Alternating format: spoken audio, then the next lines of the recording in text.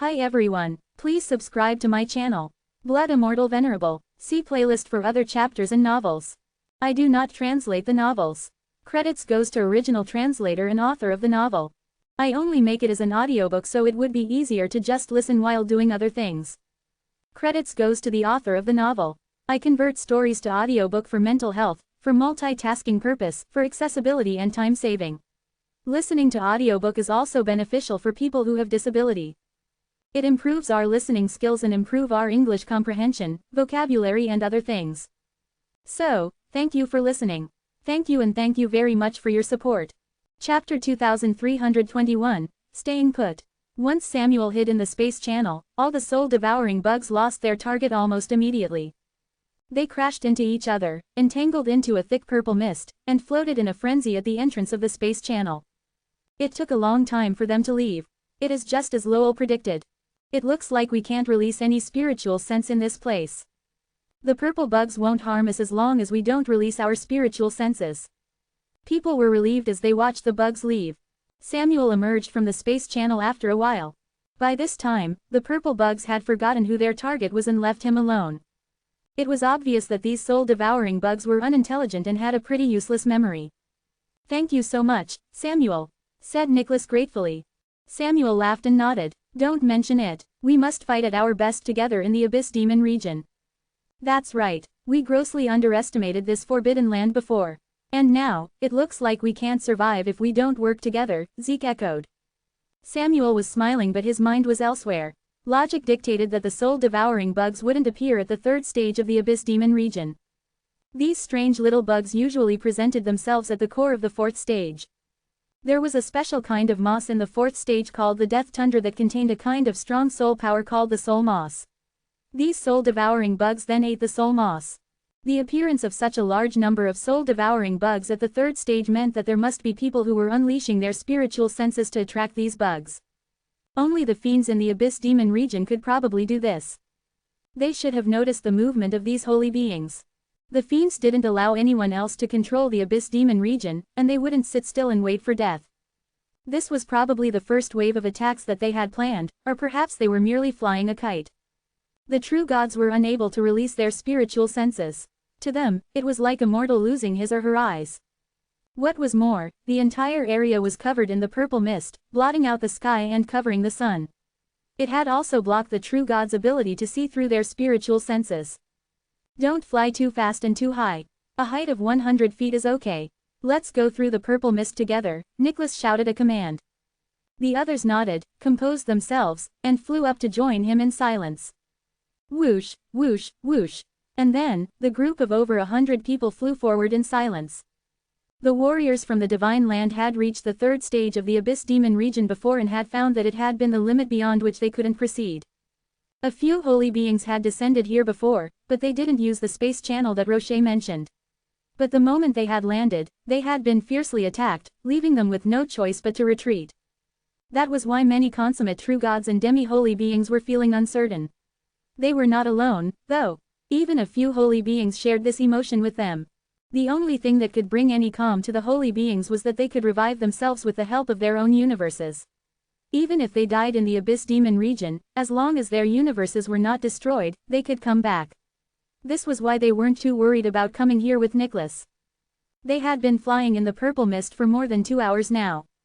Even though they deliberately slowed down, they had still traveled over 100,000 miles. But they still hadn't escaped the purple mist. "Something seems to be wrong, Nicholas. Why are there so many bugs?" Murphy said, worried. Nicholas frowned as he looked at the mist and said, "You're right. There really is something wrong. No matter how many bugs there were, it should be impossible for them to spread over such a wide area. Usually, once the warriors had unleashed their spiritual senses, they could immediately tell where they were and what was around them. Now no one could release the spiritual sense and no one could tell where they were. All they could do was fly ahead. I've entered the third stage of the Abyss Demon region before but have never seen a purple mist as this. Nicholas, do you think the mist is the work of the fiends?" Jeremiah said after he had pondered over everything for a while. It was easy for them to understand, given that they were smart holy beings. They had made such a big move this time in the Forbidden Land, and the fiends wouldn't just stay calm. "I think so," Nicholas said thoughtfully, nodding at Jeremiah's words. He narrowed his eyes dangerously. The fiends were powerful, but he would rather face them directly than deal with them in such a tricky array. If the purple mist was truly a conspiracy of the fiends, he must find a way to lure them out. At this thought, Nicholas said, "We've been flying for a long time. Let's have a rest here. Rest now. It's too dangerous to rest within the purple mist. Do as Holy Nicholas says. He must have a plan." Some consummate true gods murmured to themselves. They had immense reserves of physical strength, so they could fly like this for a few years. But now that Nicholas was suggesting rest, they were quite confused. Still, no one dared disobey Nicholas. So they descended from midair. Rochelle, Troy, and Sean gathered together, tensed. This place was beyond their power. If they hadn't been careful enough, they would have been killed first, as they were consummate true gods. However, the holy beings could not control the forbidden lands. It was a great risk, but they were unwilling to give up. All they could do was wait. And as long as they didn't release their spiritual senses, they would be safe against the purple bugs. 2 hours passed. 4 hours. 20 hours. Everyone stood still in their places. They were bored after such a long period of meditation. It was a test of patience for these strong warriors. On the other side of the abyss demon region, a red-skinned creature squatted on a rock in the middle of the surging lava lake. He was only half as tall as the average person and had an ugly mouth, not unlike that of a strange monkey. Though he didn't look like other fiends that were physically strong, he was a more intelligent fiend. "The soul-devouring bugs might leave if they don't move for a long time," the fiend said, his eyebrows furrowed. Even the fiends could not command the soul-devouring bugs. It had taken them a lot of effort to get the soul-devouring bugs here from the 4th stage. If the soul-devouring bugs failed to find the soul food for a long time, they would all dissipate and return to the death tundra. "How cunning they are." The fiend sighed and raised an arm. "We can't wait any longer. Let's attack," he said sharply. Chapter 2322, Speed. On the fiend's arm, there was a skull that had obviously belonged to a true god. It wasn't known how it had been refined, but its surface was shining with a strange luster. Cluck, cluck, cluck. As the skull's lower jaw moved, the voice of the fiend came out through the skull's mouth. On the other side of the 3rd stage of the abyss demon region, there was a humongous pile of corpses. At the very top of the pile sat another fiend, devouring the corpses with his sharp teeth. These corpses actually didn't belong to any living beings. They were nothing but fantasies that were naturally produced in the abyss demon region. Some of these corpses even had the ability to attack as a whole. They would squirm around, trying to swallow any creature that dared to approach them. This particular corpse pile had originally been 30,000 feet high. However, the fiend, which was only 2 feet tall, like a dwarf, had devoured more than half of the pile in 5 minutes. The huge corpse pile kept wriggling as the corpses at the bottom stretched their limbs to carry the pile forward. However, the corpses at the top were not able to get rid of the fiend. Countless corpses were letting out horrifying screams. "Take it easy. It's not easy to get to the top, you know. I haven't eaten such delicious corpses in a long time," said the fiend to the skull on his arm as he chewed. As he spoke, blood dribbled down his chin. "Yummy." Then, after a while, the fiend said, "Wrath and envy haven't come up yet. I'm afraid we can't do it alone." The abyss demon region, which was formed by all the negative faith energies, had once been an extremely chaotic world. It had been dominated by 7 negative emotions of all the creatures in the divine land: gluttony, greed, sloth, pride, lust, envy, and wrath. All of the monsters in the abyss demon region were under the control of these emotions. There was no trust and no rules, only the law of the jungle. If it weren't for the rise of the fiends, the chaos might have lasted forever. However, the fiends had ended all of this. The fiends were a special race born in the abyss demon region. They possessed unparalleled wisdom. Even so, in the beginning, they had also been affected by the 7 negative emotions and had fought within themselves for years. They had attacked one another and suffered countless casualties. But eventually, a particularly clever fiend had found a method to control these 7 negative emotions. Not only had he gained full control over the 7 negative emotions, but he had also turned these emotions into 7 fiends that served the fiend race. The fiend on the lava lake was named Pride. As for the fiend that was currently devouring the corpses, he was Gluttony. He had been eating continuously since the day he was born, but he had never been able to fill his stomach. Master didn't ask us to kill those idiots. He just asked us to find out their motive. In fact, if the 7 of us joined together, we could easily kill them in the 3rd stage, Pride said with disdain. As these 2 fiends were talking, a languid voice joined in the conversation. We don't have to be in such a hurry. Since they can't get out of the encirclement of the soul-devouring bugs, we can wait a little longer. This voice belonged to the fiend called Sloth. Ever since entering the third stage of the Abyss Demon region, he had been sleeping next to the magma lake. With the billowing heat coming of the waves of magma, he felt very comfortable here. If we stay here longer, the soul-devouring bugs will run away. Aren't you afraid of our master? Pride asked. Hearing his words, the other fiends suddenly straightened up with a serious look on their faces. They knew the consequences they would have to face if they could not complete their task. The punishment from their master would be harsh, or unbearable, even. Then let's get started. Sloth climbed up from the ground. Compared to the other fiends, his movements were immeasurably slow. But after he started to walk, his speed suddenly reached a horrifying level. Then, in the blink of an eye, he disappeared. The other 4 fiends also rushed into the purple mist at the same speed. Rocher clasped his hands together and quietly stared at the thick purple mist. When the purple mist on his head had rolled over 100 times, he was finally certain. The purple mist is slowly dissipating. Rocher was the first one to confirm this. Soon, Jeremiah added, yes, the number of small bugs has also decreased. They were alert to even the subtlest of changes. It seems that Nicholas's judgment was correct. Clark chuckled. To conquer the Abyss Demon region, relying on one's own strength alone wouldn't be enough. Every step they took would have to be careful and calculated. And if these strange little bugs left on their own, it would be all the better for them. Nicholas sat there motionlessly, staring straight ahead. A hint of seriousness could be seen in his eyes. Then, he slowly raised his hand. Everyone stared at him in confusion. Just like them, Nicholas couldn't release his spiritual sense. What could he see in the dense purple mist that they couldn't? Just then, Nicholas suddenly grabbed the air in front of him.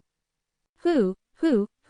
A black shadow of a hand emerged from Nicholas's right arm and grabbed the air in the same way as him. Arg! The crowd shifted forward to take a closer look at the thing that had let out a scream. It was a monster that was less than 2 feet tall and looked like a dwarf. This dwarf wriggled and screamed hysterically in Nicholas's black hand shadow. What's this? Everyone was stunned. This little monster seemed to have appeared out of nowhere. And yet, Nicholas had noticed it. Nicholas firmly grasped the little monster in his hand, shook his head, and said, I don't know. It moves very fast, even faster than me. Faster than you. The holy beings were slightly shocked. And there seems to be more than one, Nicholas added, turning his head to the other side. Samuel followed his gaze and abruptly grabbed the air behind Laquisha before flicking his fingers.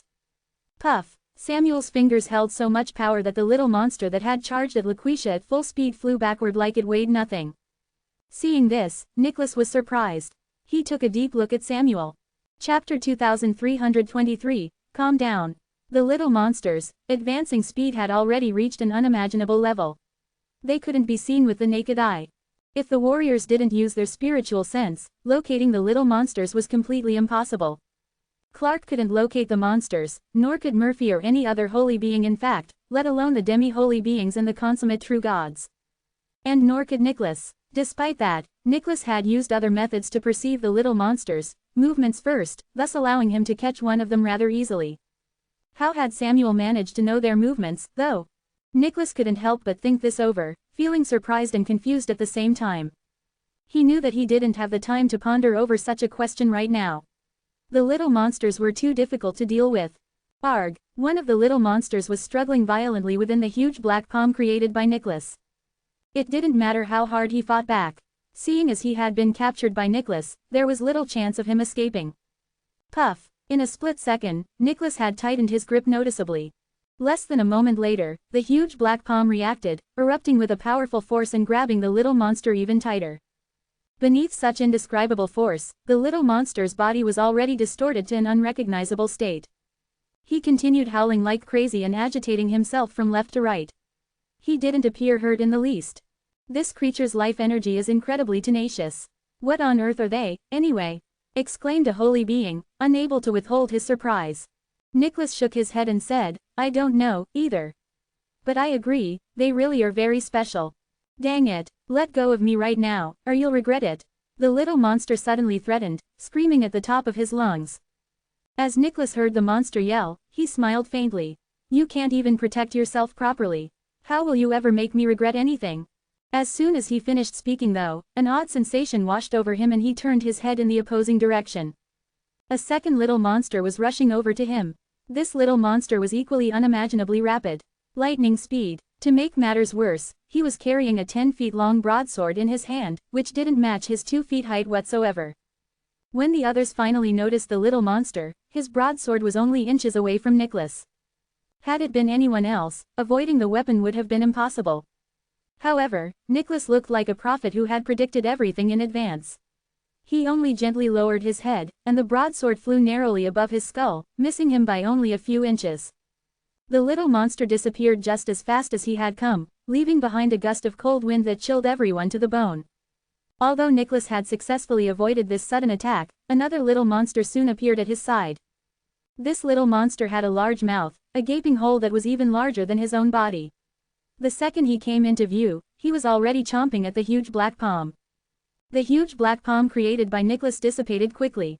The little monster with the scary huge mouth quickly rescued the one that had been captured and once again disappeared from everyone's sight, leaving no trace behind. We'll never capture them all because they move way too fast. We'd better leave the purple mist as soon as possible. Things are getting dangerous here. If we stay, we're giving ourselves up at their mercy.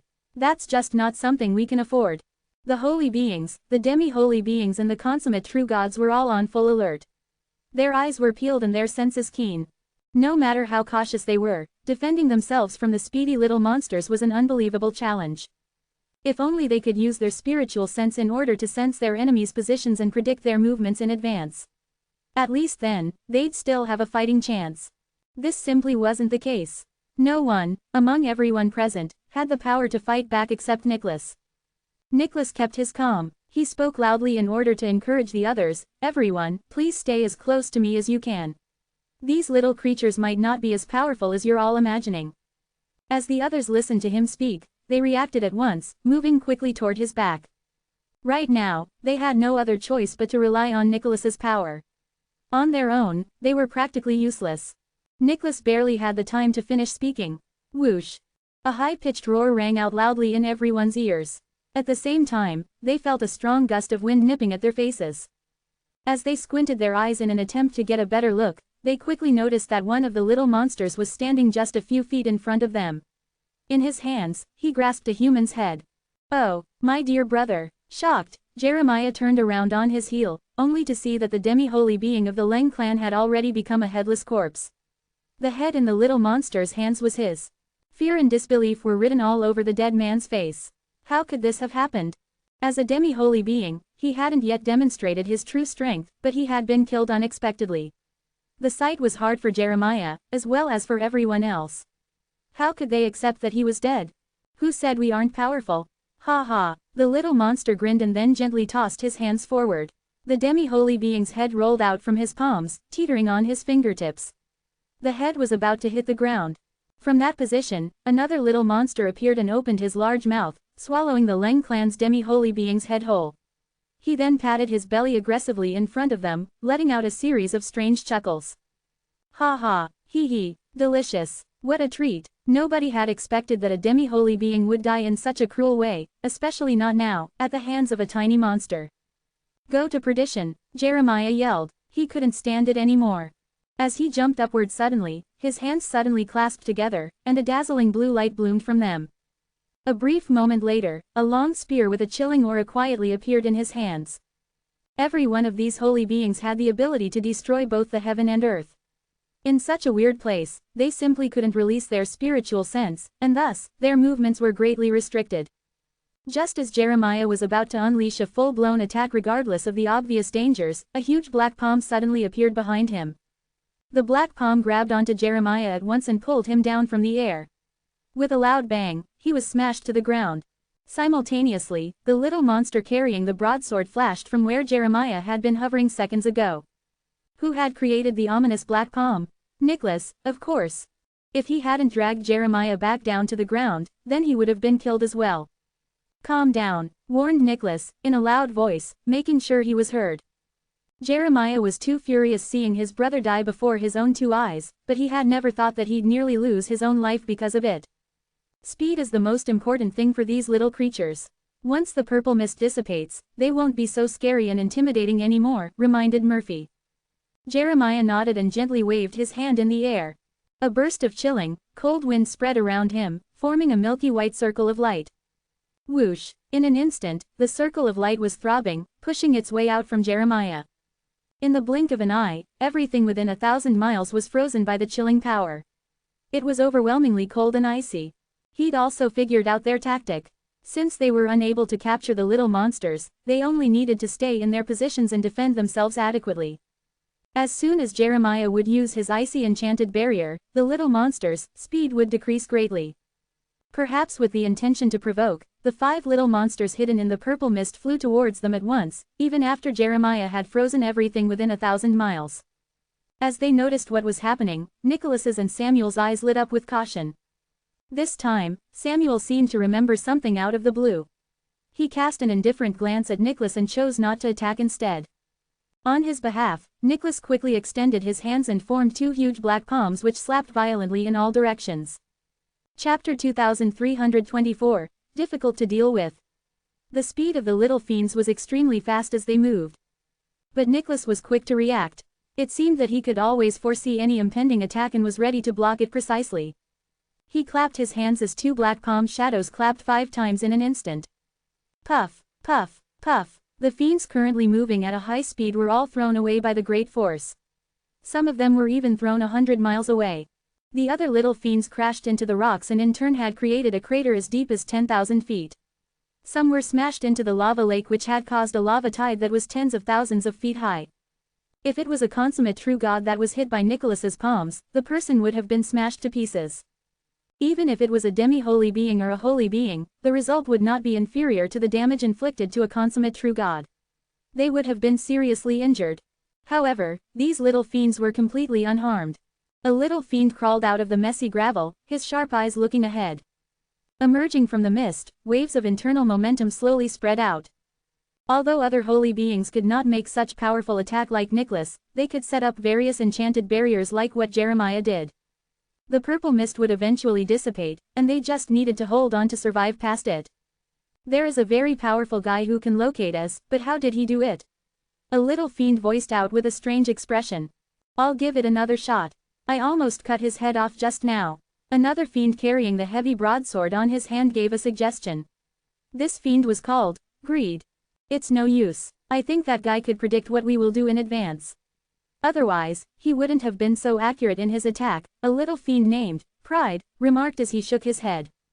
In terms of speed alone, the speed of the little fiends was among the fastest in the divine land. The holy beings who cultivated spiritual wind godly way couldn't even be their match. However, the powerful masters in the divine land could use their spiritual sense to locate their opponents. And in order to reach them, they would use the grand teleportation. The little fiends would only have a difficulty in dealing with a holy being if it was in other places. But the space law in the Abyss Demon region was ineffective. The warriors couldn't make use of their spiritual sense, so they were at the mercy of the little fiends.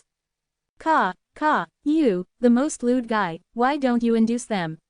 The little fiend called. Pride yelled. You are the most lewd guy. Hearing the words, one of the little fiends felt unhappy. This little fiend represented lust. He had a special talent, which was to lead the target to an illusory world and make them indulged in lust and dream. For the little fiend to perform his special talent, he needed the help of a certain method. The holy beings and demi-holy beings were people with strong wills. Under such a circumstance, it was impossible for lust to perform his skills. Just as the 5 fiends were talking, a cold voice rang out, "You are all a group of waste. It is such a waste for the master to have raised you for so many years. Wrath comes, ha ha. If you are not a waste, you go ahead. They are the holy beings of the divine land. They are the most powerful existences. Even the master is very serious this time." The little fiends shouted one after another. "Humph, you all come with me." Quote. Just as the last word was spoken, the fiend named Wrath rushed into the purple mist. Whoosh! It only took a few seconds for him to cover the distance of several hundred miles. Boom, boom, boom. The moment Wrath rushed to the holy beings, he had immediately triggered the lightning trap that was set by a demi-holy being. A series of lightning fiercely flashed, but not even a single streak of lightning had been able to touch him. After Wrath passed through the lightning trap, waves of cold air instantly surrounded him. The cold air quickly condensed on the surface of his body, trying to freeze him in place. However, as he moved at a supersonic speed and even before the cold air could condense into ice, it was shattered by wrath. They are coming again. Watch out, everybody. Consummate true gods stand in the middle. Seeing that the enchanted barriers and the traps were triggered, everyone became alerted that the little fiends were coming again. The consummate true gods knew that they had no ability to fight back when faced with the little fiends whose speed was super fast. The holy beings could only protect them in the middle to avoid meaningless casualties. Nicholas's expression was still as calm as water. If these fiends only relied on their fast speed, he could definitely cope with them. They are coming. He stood still as his eyes were narrowed. As he had already predicted his opponent's move, he raised his hand and slashed in the air. In midair not far from where he was standing, a black palm shadow also hacked down from the sky. Bang! This strike precisely landed on Wrath, just as he had calculated. The 2-foot-long body of Wrath had crashed directly into the ground. After a while, no sound was heard. The holy beings who had been watching the scene looked at each other, wondering what the little fiend was doing. As they were caught in confusion to what was happening, the ground started to crack. A huge claw stretched out from the ground. It's painful. Wrath cried out as he rose from the ground. He was originally only 2 feet high, but now he had turned into 10 feet tall. He has grown. The change on the little fiend had made Nicholas slightly frown. Unlike the rest of the little fiends, this little fiend didn't take the advantage of his fast speed to rush toward them, but had approached them briskly. Every one of the holy beings were already feeling vexed because of the previous attacks. And now, there was this little fiend which could be served as a live target. They certainly would not let go of this opportunity. Da, da, da, a red circle of light appeared on the fiend's head. Countless flame spears materialized from the halo of light and directly shot towards the little fiend. The power of the internal momentum contained in each of the flame spears was completely concentrated without any leak of heat. The strike was activated by Clark. At the same time the attack was released, a few warriors from the group had also moved to attack. They were Murphy, Jeremiah and other 6 or 7 holy beings. With so many holy beings attacking together, the power burst out was beyond imagination. All the attacks were currently poured onto the little fiend.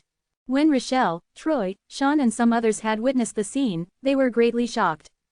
They had only entered the Abyss Demon region not long ago, but these strange-looking little fiends were simply too difficult to deal with. They had actually caused a group of holy beings to feel so frustrated. If they reached the bottom of the Abyss Demon region and faced those truly powerful fiends, what kind of predicament would they even encounter? The attacks had continued for some time. Nicholas gently waved his hand, and then Clark and the rest had also stopped attacking when they noticed the order. A great sense of pressure came out from the burning flame before it dissipated. As the smoke cleared, it was evident that Wrath was not hurt at all. Instead, he turned into a huge being that was over 10,000 feet tall, appearing in front of everyone. Ha ha ha, I like this kind of power. The huge fiend spoke with a twisted smile on his face. Different from the other little fiends, the more painful Wrath felt, the more furious he was. The more he was driven by fury, his strength and body would constantly grow larger. Chapter 2325, Fight for Survival. Looking upset, the holy beings had worried expressions on their faces.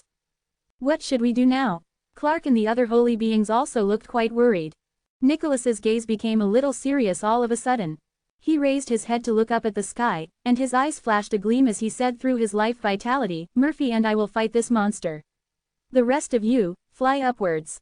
Clark, Jeremiah, Zeke, listen to me." The purple mist above them had become very thin.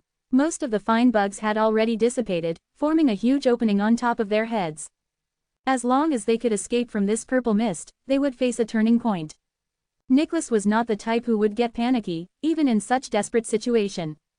He only planned to use his own abilities to the maximum, leaving its outcome to fate. Okay, Murphy nodded, trusting his order. But how can we deal with such a huge monster? Clark couldn't help asking. These fiends can move at such a great speed because of their flexible figures. If this monster will still maintain his previous speed after he has become so huge, it's not a shame that we will all die here, Nicholas answered with a faint smile. As soon as he finished talking, they heard the strange sound. Whoosh! Like a mountain in the air, the huge body of the fiend called, Wrath, jumped up, pressing down towards the crowd. Everyone, let's fly upwards. Clark shouted, making sure everyone heard him. The consummate true gods and demi-holy beings were already prepared. As advised, they all flew upwards at the same time. Whoosh, whoosh, whoosh. Clark and the other holy beings flew a little slower, needing to stay behind of those consummate true gods and demi-holy beings to assist them. Just as Nicholas suspected, after the little monster transformed to be 10,000 feet high, his speed suddenly dropped. His speed is his only advantage. Nicholas squinted his eyes and gently raised his hand. Such a huge transformation may result to a great disadvantage. Murphy, attack. Murphy nodded. Streaks of internal momentum immediately erupted from his body. It contained a very profound comprehension, belonging to the earth godly way. With a gentle stamp, Murphy connected himself to the earth. A strange scene appeared, as everyone watched in awe. The surface of the uneven ground within a radius of 1,000 miles started to soften. The rocks started to melt, transforming into soft mud. The holes of different heights constantly collapsed, filling the space with mud. A huge mud pool formed on the ground, covering the same 1,000-mile radius. At the same time, Murphy flew up like a ghost, rushing towards the fiend called Wrath. Nicholas's eyes flashed a bit. Through his life vitality, he ordered, Jeremiah, attack from the bottom left side. Clark, there is a little monster rushing over from bottom. The holy beings didn't notice the movements of the other little fiends. However, they did not hesitate to fight, following Nicholas's suggestions. As Clark flew upward, he suddenly threw a punch. Condensed by flames, a fist shadow rushed downwards. A small shadow suddenly flew past below. It was one of the little fiends. In terms of strength, Clark and Nicholas were almost alike.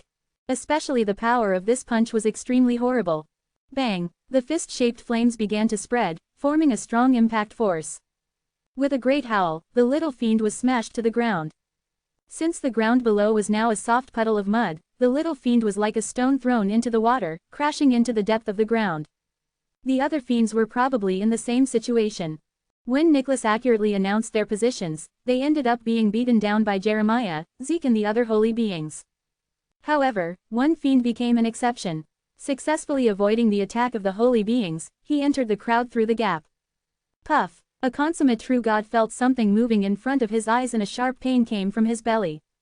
Looking down, a big hole appeared on his body and his cinnabar field was torn apart. Apparently, the little fiend was not done yet. After smashing the cinnabar field of the consummate true god, he headed for his next goal. Everyone could only see the little fiend when he stopped. Once he moved, he would disappear in front of the naked eye. Crack! With a crisp sound, the head of another consummate true god was cut off. The headless corpse spurted a lot of blood before it fell down. The head had already fallen into the mouth of the little fiend. Gee, the little fiend enjoyed his food for a while, and suddenly turned to stare at Rocher with his sharp eyes. Noticing that the little fiend was gazing at him, Rocher turned over and flew upward sideways. Being a consummate true god and with a high cultivation base, Rocher moved swiftly, even surpassing the speed of some demi-holy beings. However, compared to these little fiends, he was not fast enough. Whoosh! In the blink of an eye, the little fiend appeared in front of Rocher. The others were also unable to capture the movements of the little fiend, but from Rocher's reaction, they already knew Rocher was his next chosen target. They felt a bit glad to see that. There was also a hint of delight on Troy's face. The little fiend was about to bite Rocher's neck at an irresistible speed. At that moment, Rocher's eyes flashed with a faint white light and a unique aura came from his entire body. Being affected by the aura of an irresistible will, the little fiend suddenly found himself unable to bite Rocher no matter how hard he tried. Idiot off! Just as the little fiend got stunned, Rocher knocked at his face with one knee, making him fall down. In a blink of an eye, Rocher and the little fiend did not reveal any incredible skills to each other. Meanwhile, the holy beings, the demi-holy beings and the consummate true gods around them had been stunned. They initially thought that Rocher would be killed like the two consummate true gods who died earlier. However, not only did he manage to stay alive, he was also able to dodge the attack of the little fiend and smash him. The little fiend that Rocher had knocked down was also confused. The fiend felt extremely unhappy, being affected by that formidable will. Out of fury, he turned in the air and rushed towards Rocher again. Seeing this, Rocher frowned. Unless really necessary, he wouldn't want to expose his ability to others, most especially, not in front of these holy beings. Chapter 2326, Narrow Escape. Rocher had been traveling the Abyss Demon region for years and naturally knew how dangerous this place was. However, the presence of so many holy beings and demi-holy beings assured him, Rochelle and the other consummate true gods that this exploration wasn't going to be as dangerous or difficult. Who would have thought they'd be stuck in such a situation? As the little fiend prepared to rush towards him, Rocher immediately waved his hand. A long purple sword appeared, looking extremely sharp and intimidating. Its sword intent increased and a sword-light shot towards the little fiend. However, just as he was about to get hit, the little fiend suddenly disappeared. He reappeared near him and his big mouth was wide open, aiming to devour Rocher's long sword. Crack, crack, crack, 3 large, vicious bites. That was all it took for the purple sword, given to Rocher by Nicholas, to get devoured by the little fiend. After the sword, the little fiend wasn't satisfied and aimed for Rocher's head. However, as he got near him, that irresistible will was transmitted over again. Despite wanting to bite Rocher's head, the little fiend couldn't seem to do it. He immediately hung his head down in despair. Why couldn't him bite this young man's head off? At the same time, Nicholas, who was below the crowd, had gotten near enough and was right above the huge fiend's head. He gathered a powerful force in his hands and pushed. 2 black palm shadows appeared in the air and ruthlessly pushed the fiend down. Get out! Bang! There was a shocking, explosive sound.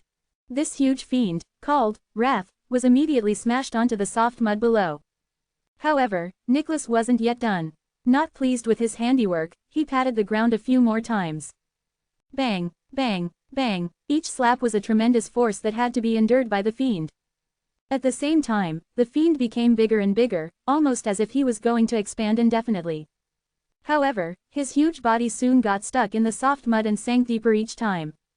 It was impossible to kill this little fiend and Nicholas did not really have any intention to do so. All he needed to do was to trap these little creatures and escape as fast as they could from this purple mist. As he pressed this fiend, effectively trapping him in the mud, Nicholas did not forget to send out a message to the holy beings through his life vitality. He told them of the direction the other little fiends came from. This information was no doubt going to be valuable to the others. Without Nicholas, many holy beings and demi-holy beings might end up getting eaten. After fully burying the fiend in the ground, Nicholas and Murphy exchanged glances. With a flip of his hand, Murphy took out a jade rune. He shot the internal momentum into this rune before smashing it heavily on the ground. Boom! There was a loud explosion and the entire earth began to shake. The ground that surrounded them within a 1,000-mile radius was merely soft quagmire. However, in just a blink of an eye, it turned into hard, solid ground. This was the power of the Earth Spirit Seal. It was a theurgy beyond the Earth godly way Murphy had comprehended. As the Earth solidified, all the power would evenly spread out. Once sealed, even a holy being would find it difficult to escape. Rumble. Despite his efforts to contain the fiend, however, a huge crack suddenly appeared on the ground. This thing is very extraordinary, Murphy exclaimed. Let's go. Nicholas immediately shot up towards the sky.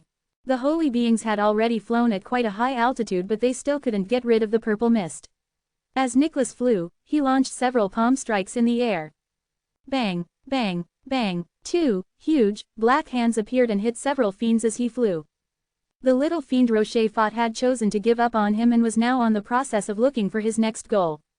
However, Nicholas was already on the move and immediately shot down this little fiend with his black palm shadow. Everyone let out a sigh of relief and sped up. The purple mist was thankfully not that thick and they were able to escape after a while. The third stage of the Abyss Demon region is so dangerous. Zen muttered, holding Rocher's memory flame in his hand. The memories within this flame were updated on time. Zen could retrieve anyone's memory flame and read their latest thoughts. This was on a whole other level of mind reading. He was greatly relieved when he saw Rocher escape to safety with the other holy beings. Meanwhile, the top-ranked true gods sat cross-legged on the stairs. Memory flames floated in front of them. The reincarnation land was not something they could control or even get involved in. However, since they were already here, then they were determined to at least bring something back with them. With Zen's help, they were able to acquire some consummate true gods' memory flames. These flames recorded precious comprehension that one could witness, feel, and understand. After mastering the comprehension within these flames, they could break through and finally become consummate true gods. However, the possibilities did not stop there. These memory flames had been stored here for countless years, which meant that there were countless comprehension techniques that were now available to them. So long as they withstood the flames, they could have endless experience in cultivation to comprehend. This was infinitely more precious than any rare treasure. These memory flames could help them a lot. Leland, however, was less enthusiastic about it. He was already a demi-holy being, after all. If he wanted to become a holy being, all he needed to do was to pass through the mountain of holy beings. It was meaningless for him to comprehend other people's cultivating experience. Instead of being entranced by the memory flames, he was more concerned with what he could find behind that huge door. Zen did not stop him. Leland did not have the 9 Li blood, so he wasn't able to pass the test arranged by the Hall Soul after entering the reincarnation hall. Getting the latent Thurgy now solely depended on his own ability. Now, Zen's main agenda was finding out a way to get out of here. They had entered this place through a cave at the edge of the evil ghost region. However, some parts of the cave merely existed as an illusion. There seemed to be only one exit in the entire reincarnation land, and it connected directly to the Abyss Demon region. Chapter 2327, Revenge and Soul-Suppressing Sword. After thinking about it for a while, Zen decided to ask the Magical Crow. Since the Magical Crow had stayed in the reincarnation land for a long time, it probably knew other ways to leave this place. This time when Zen pushed open the door, he wasn't met with any obstacles. Instead, the door opened just a crack with a gentle push. However, the moment he entered, he heard a ear-piercing rumbling sound. The internal momentum of the 5 elements godly way had circulated and transformed into a 5 elements array with Leland inside it. To get a latent Thurgy, Leland had to pass the test of the Hall Soul. Zen stood still and observed him for a while, and then he took a detour on the other side of the hall. Perhaps it was because Zen had obtained the reincarnation soul weapon, the Hall Soul didn't stop him.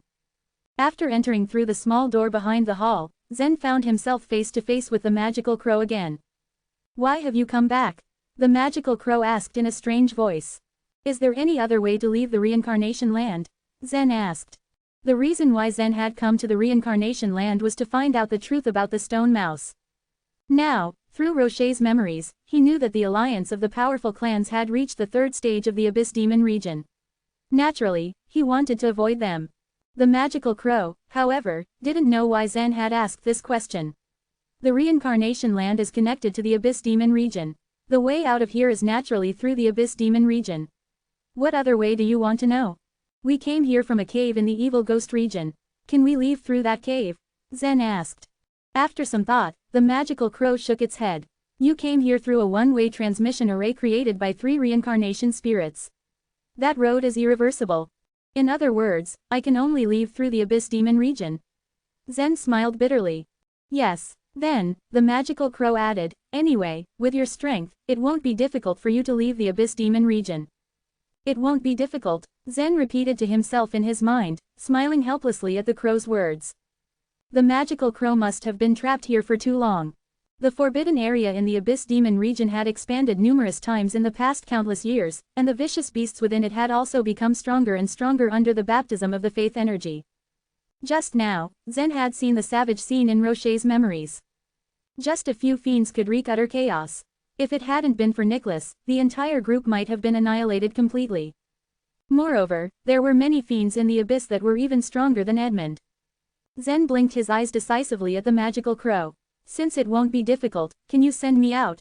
Caw, caw. Hearing this, the crow suddenly withdrew its wings and crouched down on the golden branch, perched motionlessly as if it had become a sculpture. No matter what Zen said, the Magical Crow did not answer. Finally, Zen shook his head in surrender and turned around to leave. It seemed that he could only discuss this with Leland. But just then, the Magical Crow suddenly spoke again. The man outside can take one of the latent Thurgies. The rest are yours. Hearing this, Zen turned his head and shot a smile at the Magical Crow. Then, he walked out through the small door. Even if the Magical Crow hadn't mentioned it, Zen would have taken a latent Thurgy anyway. If a warrior wanted to break into the Abyss Demon region, the more treasures they had, the better. Moreover, the latent Thurgies had been left by Chiyu, so they would definitely be extraordinary. In the reincarnation hall, Leland was tired and gasping for breath. The several rounds of test he had been put through were something that even he, a demi-holy being, found difficult to deal with. He had exhausted almost all of his strength trying to pass them. Can I choose a latent Thurgy? Asked Leland. He sensed a mysterious power from the spheres. Each sphere seemed to hold a different power, so he wanted to choose the one he felt the most connection with. Unfortunately, the Hall Soul replied mechanically, you are not qualified to choose one. I will make a latent Thurgy for you. Then, the Hall Soul's arm lengthened until it reached the top of a statue and pointed at a sphere.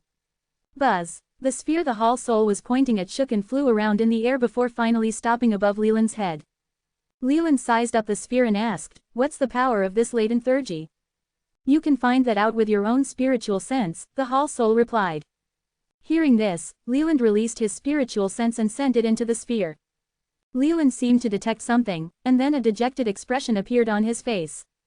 Zen, who had been observing the whole scene, curiously walked over to Leland and asked, "What's wrong?" Leland smiled bitterly. "This latent theurgy is revenge." Revenge? Zen was slightly stunned. He had never heard of revenge being a power before. "Only if I die and my cultivation vanishes will this latent theurgy come into effect and release Fish and Thunder Spirit to help me take revenge," Leland explained. Although Zen and Leland didn't know what Fish and Thunder Spirit was, the power of the latent theurgy couldn't be underestimated. The problem, however, was that this theurgy wouldn't work until Leland died. Even though it would help him to take revenge, it wouldn't mean much, especially to Leland. That's how all the latent theurgies are.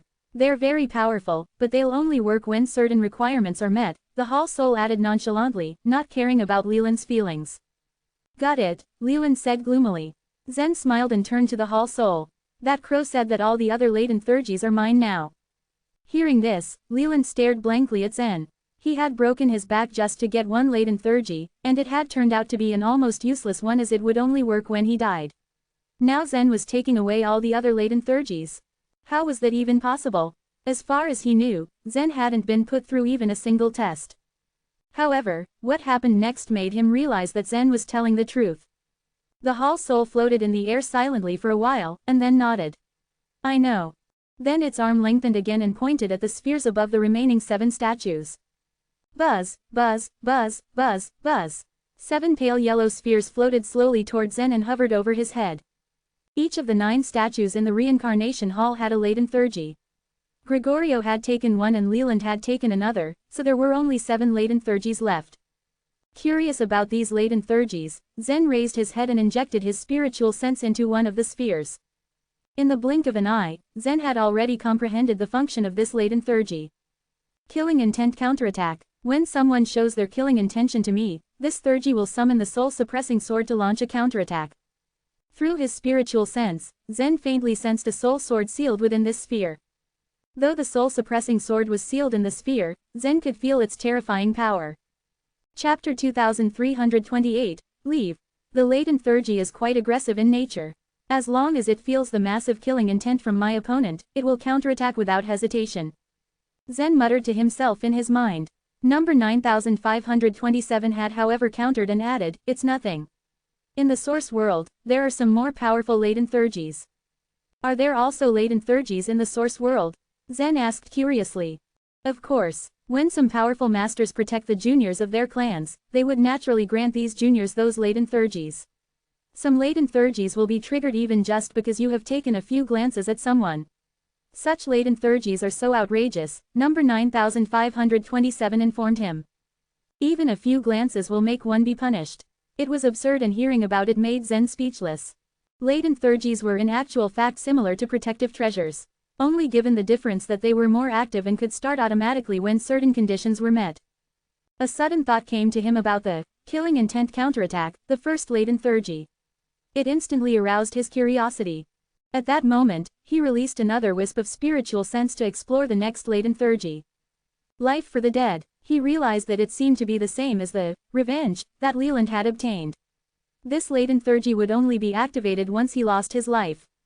In the situation where he would breathe his last, this latent theurgy would still keep him alive and maintain his current fighting power for a period of time before he actually died completely. This latent theurgy is the same as the reincarnation theurgy in the life godly way, Zen stated with a nod.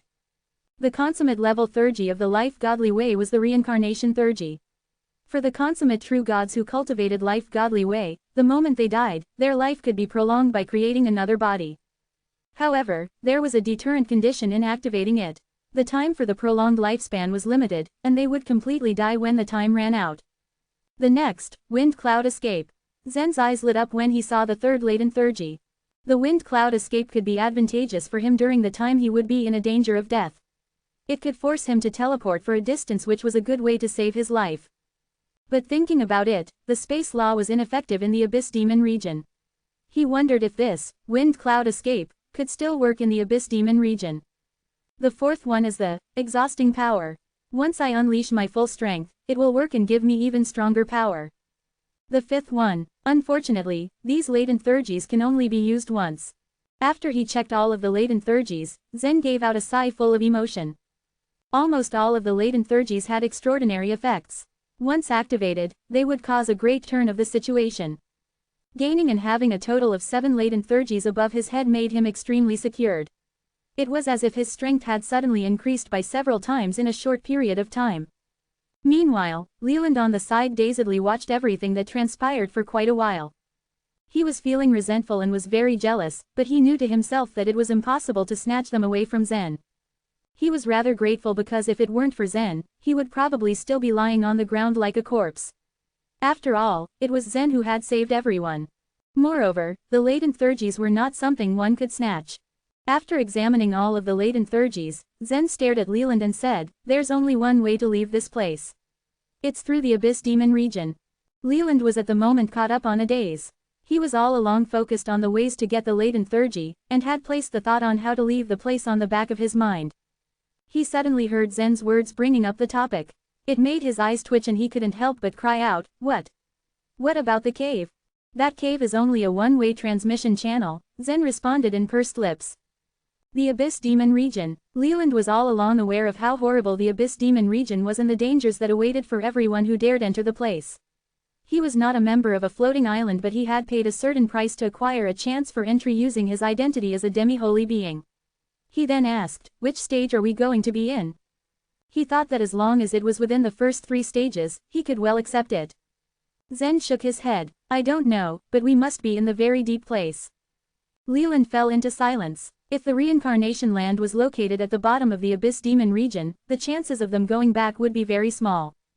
After thinking for a while, Leland couldn't make up his mind and suggested in the end, "Ask those guys." His suggestion simply implied about the top-ranked gods who were still focused on their cultivation. The top-ranked true gods currently were just greedily devouring the memory flames, and hadn't considered about the problem at all. Moreover, in their eyes, this should be something of Leland's concern. Both Zen and Leland gradually made a move. They swiftly left the reincarnation hall and descended on the steps. Zen moved his finger lightly. Right after, the memory flames floating in the middle of these powerful top-ranked true gods' brows had then entered the sea of the memory flames. As a result, every top-ranked true god's concentration was disturbed as they opened their eyes and looked at them in confusion. "What happened?" Cameron asked as he gave Zen a strange look. Zen briefly explained the current problem to everyone. Zen's explanation startled the top-ranked true gods as they immediately realized the seriousness of the problem. They were trapped underneath the Abyss Demon region. "Oh my goodness, we can't leave at all," a top-ranked true god among them cried out with a mournful look on his face. It was a known fact that the Abyss Demon region was a forbidden place to the true gods. Even the true gods of powerful clans on the floating islands would be considered courting death if they dared enter the place. "I won't go," one of the top-ranked true gods responded quickly. "If I choose to leave, I will end up turning into these things." He pointed at the light dots as he spoke. The moment they died, they would only have their memory flames left. "Give me more time and I can comprehend the consummate level theurgy. By then, perhaps I can leave this place," said another top-ranked true god. There was a leeway to leave. If they could succeed in becoming a consummate true god, the chances of being able to safely get out of the Abyss Demon region would greatly increase. Cameron spoke with a bitter smile. "Yes, he's right. With our current cultivation, if we go out now, it would be no different from courting death." Zen listened and nodded. "You can stay if you want. But I will leave this place. Whoever wants to leave the reincarnation land with me has to make the decision now." Hearing this, some top-ranked true gods began to ponder. Choosing to still stay was not a good solution and indeed a risk. They pondered that even though their lifespan was unlimited, it was still impossible for them to live in this place all the time. After some time, some people finally made their decision. 3 top-ranked true gods chose to leave together with Zen. As for Leland, he also chose to leave with Zen. He was also afraid of the Abyss Demon region, but he was after all a demi-holy being and had always been confident of his strength. The group who chose to leave were already decided. There were Zen, Leland and 3 top-ranked true gods. Zen did not choose to go immediately as they carefully set a plan. It made them stay for a period of time in the place for a while. It was not until 3 days later that the group were already set and ready to leave. They went on their journey and reached the other end of the reincarnation land. There was a pitch-dark valley. As they walked through the valley, they felt as if they were walking through a cave. There were no light cast around and the surroundings were indeed engulfed in darkness. It didn't matter as they continued to move. They were always on guard, but at that moment, they felt no danger in the reincarnation land. 5 minutes later, they finally arrived at the end of the valley. A naturally formed stone arch bridge appeared in front of them. Beneath it, the turbulent lava was rolling and surging. They realized that it was a huge lava river. It seemed dangerous, but they paid no attention to the lava below. Their gaze was focused on the other end of the stone arch bridge. They gradually continued and easily passed through the stone arch bridge. They successfully left the reincarnation land as they were ready now to enter the Abyss Demon region. Chapter 2329, Greenhead. As they stood on the stone arch bridge and looked at the place they were supposed to enter, the 3 top-ranked true gods seemed hesitant. They knew that once they set foot in that dangerous place, they would have just a slim chance of survival. It's not too late to turn around from here, Zen said, smiling lightly. He wasn't going to force these people to follow him into the Abyss Demon region. He knew that apart from Leland, all the top-ranked true gods were only going to be a burden to him most times. We've made our choices. No regrets, a top-ranked true god said firmly. Every one of them had their own reasons for leaving here. Let's go, Zen said. The 5 of them left the stone arch bridge. Leland's soul began to vibrate the moment they passed the bridge. A strong spiritual sense spread out in all directions. The demi-holy being's spiritual sense covered quite a large radius. He could immediately discover any danger the moment it came into existence. The others looked over at Leland, feeling his spiritual sense, and understood his actions. This area is huge and empty. Everyone hide your aura and move forward carefully, Leland warned. The others nodded, trying their best to hide their auras and glided quietly along the ground. There were rivers of lava all around this area, the dark red lava illuminating their faces. There was indeed nothing unusual about this area, nor were there any vicious beasts, just as Leland had said. Zen used the reincarnation soul weapon to link to the reincarnation land. He wanted to observe the movements of the alliance of powerful clans from the floating islands. The stone mouse had said that Gregorio would definitely come back to the reincarnation land. It was also highly possible that Samuel would take advantage of this opportunity to return to the reincarnation land. Zen would be in real trouble if Samuel were to bring Nicholas here. He didn't stand a chance of winning against the large group of holy beings all by himself, which was one of the reasons why Zen wanted to leave. Otherwise, he would have spent more time reading the memory flames. After all, there were still many questions that Zen hadn't gotten the answers to yet. But fortunately for Zen, he now had the reincarnation soul weapon, and even if he wasn't there, he could control the reincarnation land and read the memory flames. Swoosh, swoosh, swoosh, swoosh, swoosh. These 5 people flew silently for hundreds of miles in just about an hour. Along the way, they encountered more and more lava rivers below them. These lava rivers converged into a huge, wider lava sea. The shore of the lava sea was a beach that had green sand. After a brief discussion, they decided to cross the lava sea. They had only just made their decision, but Leland turned around and his expression shifted. Zen was confused at the change in Leland. So he released his spiritual sense to scan the edges of the lava sea. Zen didn't notice anything out of the ordinary along the endless coast. After they had left the reincarnation land, what they had witnessed made them think that the Abyss Demon region did not live up to its name. They had thought that the Abyss Demon region was filled with all sorts of vicious beasts. Instead, all they had encountered was emptiness. What's wrong? Zen asked. Leland was confused. There is something on the beach that's keeping an eye on us. What is it? Where is it? The 3 top-ranked true gods became nervous.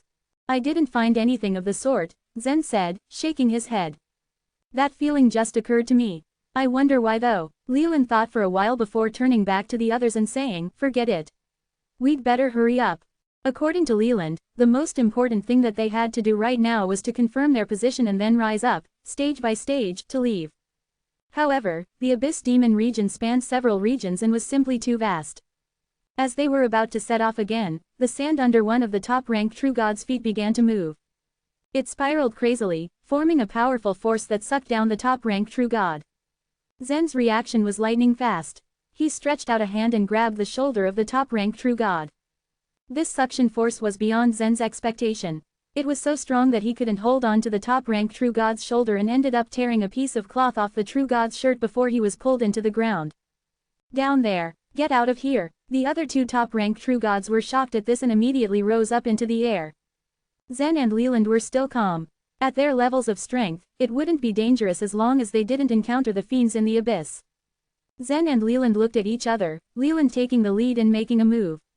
He waved his hands. Having been pushed apart by an invisible force, the green sand rolled apart. A ditch that seemed to be 1,000 feet deep appeared on the beach. Multiple green tentacles wriggled on both sides of the ditch, the top-ranked true god caught in one of them. It looked like there was a huge octopus hiding beneath the beach. Whoosh! Without hesitation, Zen flew towards the top-ranked true god. As he did so, the tentacles swept towards Zen from both sides of the ditch. Break! A golden red whip appeared in Leland's hand. He waved the long whip around. Many colorful shadows of the whip extended from its end. Leland had practiced the 5 elements godly way for many years and his mastery of it was great. He had even comprehended 3 thurges beyond way on his own. The power of his attack couldn't be underestimated. The great number of whip shadows almost shrouded Zen and had cut the tentacles off before they could touch him. The tentacle that gripped the top-ranked true god recoiled rapidly. Before Zen had arrived, the tentacle had managed to pull down the top-ranked true god deeper into the sand. Zen frowned and punched the dust heap beside the ditch. Zen's power was so powerful, it stirred up a large area of sand, the beach rolling down to one side like sandy waves. Zen had managed to completely overturn the surface of the beach. The beast that had been hiding in the beach finally revealed itself. There were over 1,000 green tentacles scattered across the beach, and at the convergence of these was a huge head. The head was triangular in shape and had an ugly-looking, hateful human face. And as they watched, it was about to stuff the top-ranked true god who was trapped in one of its tentacles into its large mouth. The top-ranked true god smelled the unpleasant odor and was filled with despair. But before the beast could swallow the true god, a sword light flashed across the beach. Crack! The 1,000 tentacles that were connected to the head were all mutilated. The giant head let out an ear-splitting shriek of pain and turned to burrow back into the sand. Chapter 2330, Questioning. The top-ranked true god broke free from the ripped tentacle and quickly fled. You want to escape? Seeing the huge head sink rapidly into the sand, Zen lifted his sword to strike again. Although what he was going up against was a ferocious beast in the abyss demon region, it was not a very powerful one. It would not be difficult to kill it. Just as Zen was about to end its life with his sword attack, Leland suddenly shouted, Zen, don't kill it. It's intelligent. Although Leland's words fell short of conveying the complete meaning of what he wanted to say, Zen understood his thoughts in an instant. Ever since leaving the reincarnation land, they had moved forward by instinct, completely unaware of where they were. If they were lucky, they would be able to leave this place and ascend to an upper stage of the abyss demon region. But if they were unlucky and broke into the lair of some powerful beasts, they would be in real trouble. What they needed the most now was some information. And if this beast was really intelligent like Leland claimed, they would be able to get some information from it. Its huge triangular head was spinning madly, rapidly digging a big hole into the sand. However, its huge size affected its speed as it moved in the sand. Zen gently floated over to the beast, and then grabbed the tentacles on the back of its head with his hands and pulled it out. Bang! He kicked hard on the lower part of its head. The head flew, drawing a steep arc in the air before landing on the beach. Wow, wow, wow, wow! Its big mouth screamed as it rolled around in pain. Then, determined to flee, it began to spin again. However, Leland had already followed it to the beach. He gently stomped on the sand, infusing it with a stream of internal momentum. The sand immediately turned solid and hard, like a slate, with a colorful glow on its surface. The head continued to spin in an attempt to drill into the ground but to no avail. At last, it gave up. After Zen landed next to Leland, Leland stared at the head and said, if I'm not wrong, this must be the Western Sea monster. What's that? Zen had never seen such a strange thing before. It is from an ancient legend on the Western Sea. It is said that this monster wanders the depths of the Western Sea.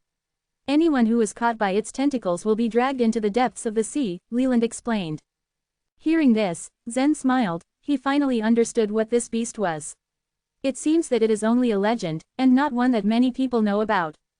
Strictly speaking, the abyss demon region didn't exist in the first place. Everything within it was imagined by the divine citizens. Perhaps it was because of that ancient legend, which must have been spread by word of mouth, that the Western Sea monster had sprung into existence in the abyss demon region. Yes, Leland nodded. The legend of the Western Sea monster is only spread near the Western Sea. I was born there, so of course I know it. Since this beast received only a little faith energy from the few people who knew about it, it was very weak. But according to the legend, it was a cunning and intelligent monster. That was why Leland had asked Zen not to kill it. With a light tap of his toe, Zen leapt up into the air and hovered above the western sea monster. Which stage of the abyss demon region is this and where is the exit? He didn't want to talk too much with this ugly thing. Wow, wow, wow, wow. The head opened its mouth and made a series of strange sounds, as if it didn't understand human language. However, Zen's expression did not change at all. He pointed the long sword in his hand at it and said, "Speak human language or you'll die immediately." Splash! Rolling sword intent circled around Zen's long sword. With just a light shake of his hand, he could shatter the head into pieces. The western sea monster felt Zen's killing intent and finally opened its mouth. In an extremely rough and strange voice, it shouted, don't kill me. I tell you." Zen and Leland looked at each other and smiled. Leland's judgment was right.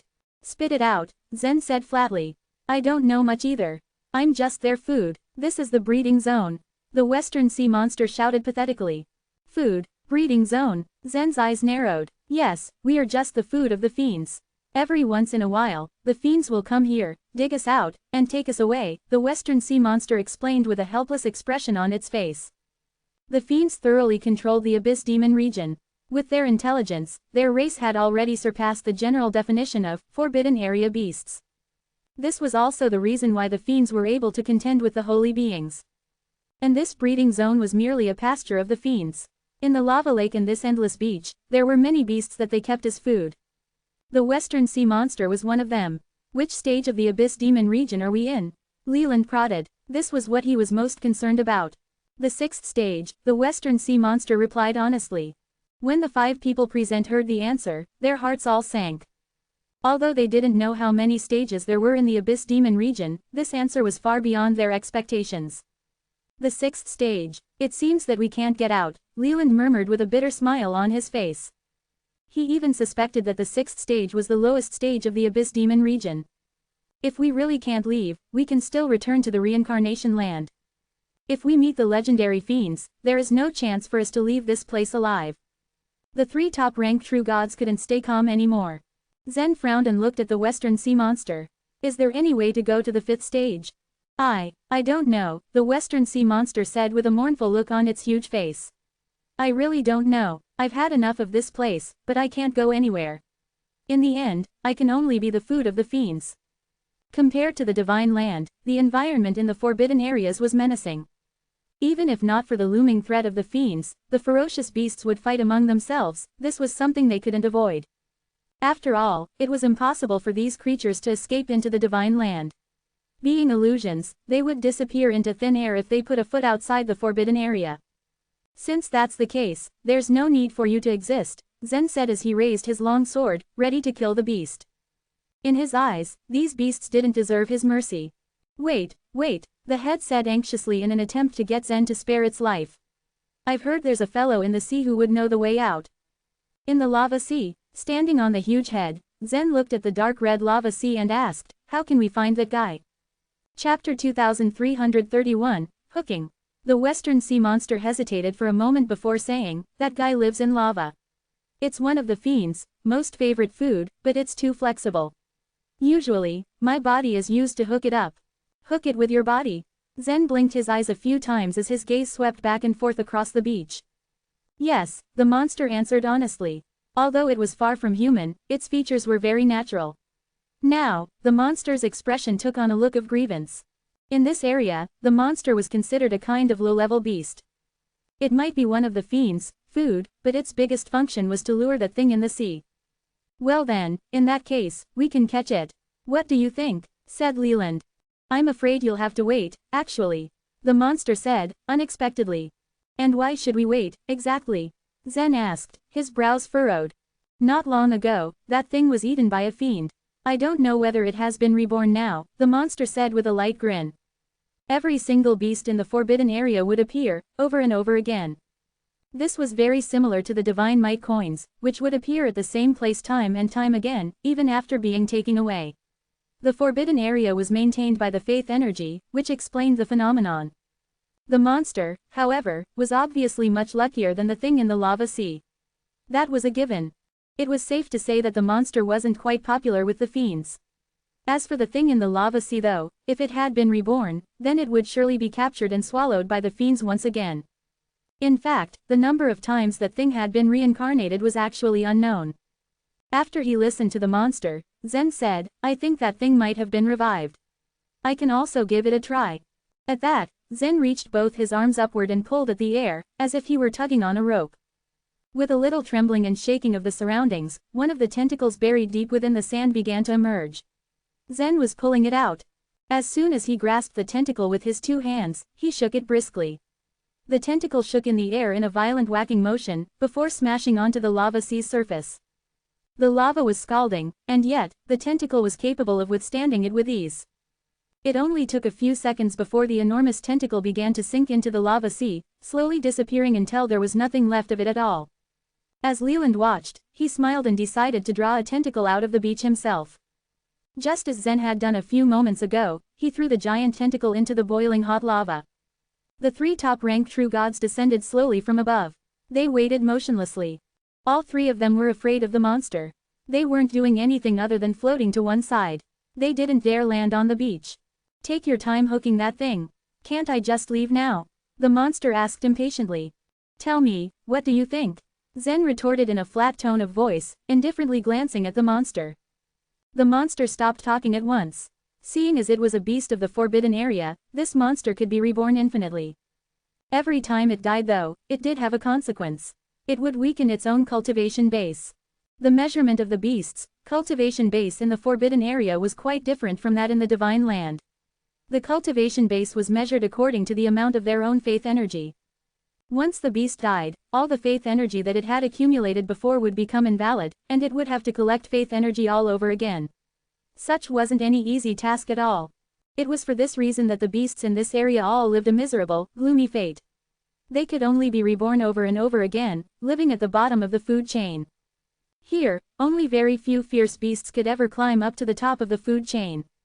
Of course, even if the beasts did make their way to the top, they'd be killed by the fiends immediately. The fiends were the most powerful monsters in the entire Abyss Demon region, and they never let anyone forget it. 2 tentacles were silently immersed deep in the sea of lava, no longer making any sound. Zen held onto one of them as tightly as he could and stood there like a statue.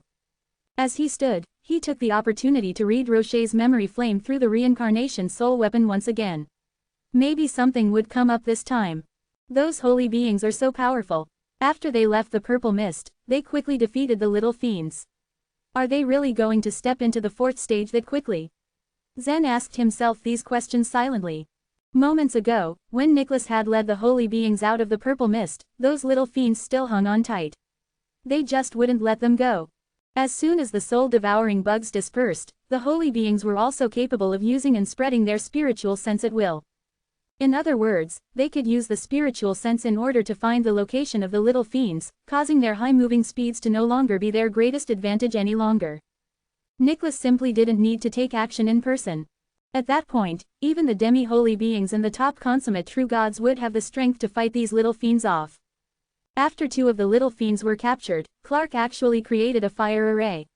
He placed the 2 little fiends into the array and burned them to nothingness. The other little fiends were well aware that these people were powerful. Thus, they chose to hide out in the purple mist and follow the soul-devouring bugs in retreat. Sure, the little fiends could be reborn infinitely, but they weren't stupid enough to serve their heads up on a silver platter. They wouldn't ask for their death. As the little monsters retreated, the members of the alliance of powerful clans didn't encounter any formidable attacks on the 3rd stage of the Abyss Demon region anymore and quickly rushed to the entrance to the 4th stage. If the thick smoke in the air above the Abyss Demon region could completely disperse, they'd be capable of discovering that the entire Abyss Demon region was like a huge terraced field. The outermost circle was the highest, and the center was the bottom of the Abyss Demon region. Around a huge altar at the bottom, there were several white jade skulls neatly placed. On the skulls could be seen a few special lines, and they looked quite artistic. Clearly, this was the fiend's unique craftsmanship. Within the fiend race, the true god skulls were undeniably valuable and worthy. That said, it didn't mean that the skulls had any actual use for the fiend race. The fiends only took them as treasures, and placed them in their bedrooms for appreciation, almost like the trophies. Splash! Right smack in the middle of the altar was a small round hole. Out of nowhere, a surge of dark red blood began gushing out of the tiny hole. The blood spread along the lines of the altar and poured into the skulls. Once these skulls were completely injected with blood, their sunken eye sockets immediately glowed with an eerie red light. Before long, all the sockets on the skulls were glowing. Once countless red dots could be seen throughout, a pool of blood began to flood the center of the altar. What was going on? The blood quickly condensed and suddenly formed into the shape of a human baby. The baby started to grow from the size of a thumb to the size of a fist. Two small horns suddenly appeared on its head, and its skin turned dark red. Obviously, this was the exact appearance of the previous little fiend who had died not long ago. Dang it, the holy beings have burned me. They're digging their own grave. The little fiend hadn't even grown up yet, and an incredible rage had already appeared on his still slightly childish face. As soon as he finished speaking, a huge fist suddenly descended from above the altar. Boom! The fist punched the altar straight on, and caught the little fiend between the two, making him turn into a cutlet. A loud, gloomy voice was next to sound out, luring the soul-devouring bugs into the third stage was not easy, but you've wasted such a great opportunity. What a group of waste. Chapter 2332, The Great Fiends. Amidst the thick mist above the altar stood a huge figure. When the figure slowly retracted his fist, the flat body of the little fiend twisted and resumed his original shape. Master, please forgive me. The little fiend cried in fear, dropping to his knees on the altar. At this moment, another mass of blood appeared next to the little fiend. The blood rapidly coagulated and took the shape of another little fiend. The two little fiends had been refined to death by Clark after being captured by the holy beings, so they had been revived at the bottom of the abyss demon region, which was a lot faster than running back from the third stage. However, the little fiends actually hadn't wanted to come back at all. Since their mission had failed, the ones who returned first would have to bear the brunt of their master's anger. Master, you can't blame us for that. We failed because wrath came too late. The soul-devouring bugs had already started to disperse by then. And after the holy beings rushed out of the area covered by the soul-devouring bugs, we were no match for them at all. Bang! The little fiend which had just appeared tried to defend himself, but he was met with a huge fist in response. The two little fiends were smashed into pieces of meat. However, this heavy punch was not at all a punishment for the little fiends. They could not feel pain, at least not in the physical sense. What the two little fiends feared was that their master would give them other punishments. The fiends had numerous methods of torture. Some of these methods were so sophisticated that they could be called art. In fact, putting aside their ugly appearances, the fiends had an excellent talent for art. Forget it, it was only a test. They are the strongest warriors in the divine land. It's impossible for you to stop them, the huge figure in the mist said indifferently. If you knew it was an impossible task, why did you assign it to us? One of the little fiends muttered in complaint. Just like the monsters in the abyss demon region had sprung into existence from the negative emotions of the divine citizens, the little fiends had sprung into existence from the negative emotions of the fiend race. They all had extremely terrible personalities and could rarely control their tempers. Do you want to be the food of the ghost dog? The loud voice from the mist shouted coldly. The little fiend immediately shut up. Bang, bang, bang. With thunderous footsteps, the huge figure walked into the depth of the mist and left. On the right side of the altar, there was a flat, 1,000-foot-wide road.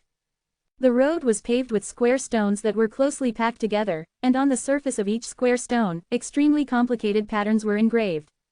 These patterns were all connected to each other, forming a beautiful painting on the surface of the road. It was hard to imagine that the fiends, which represented chaos and destruction, would decorate their habitats to such a point.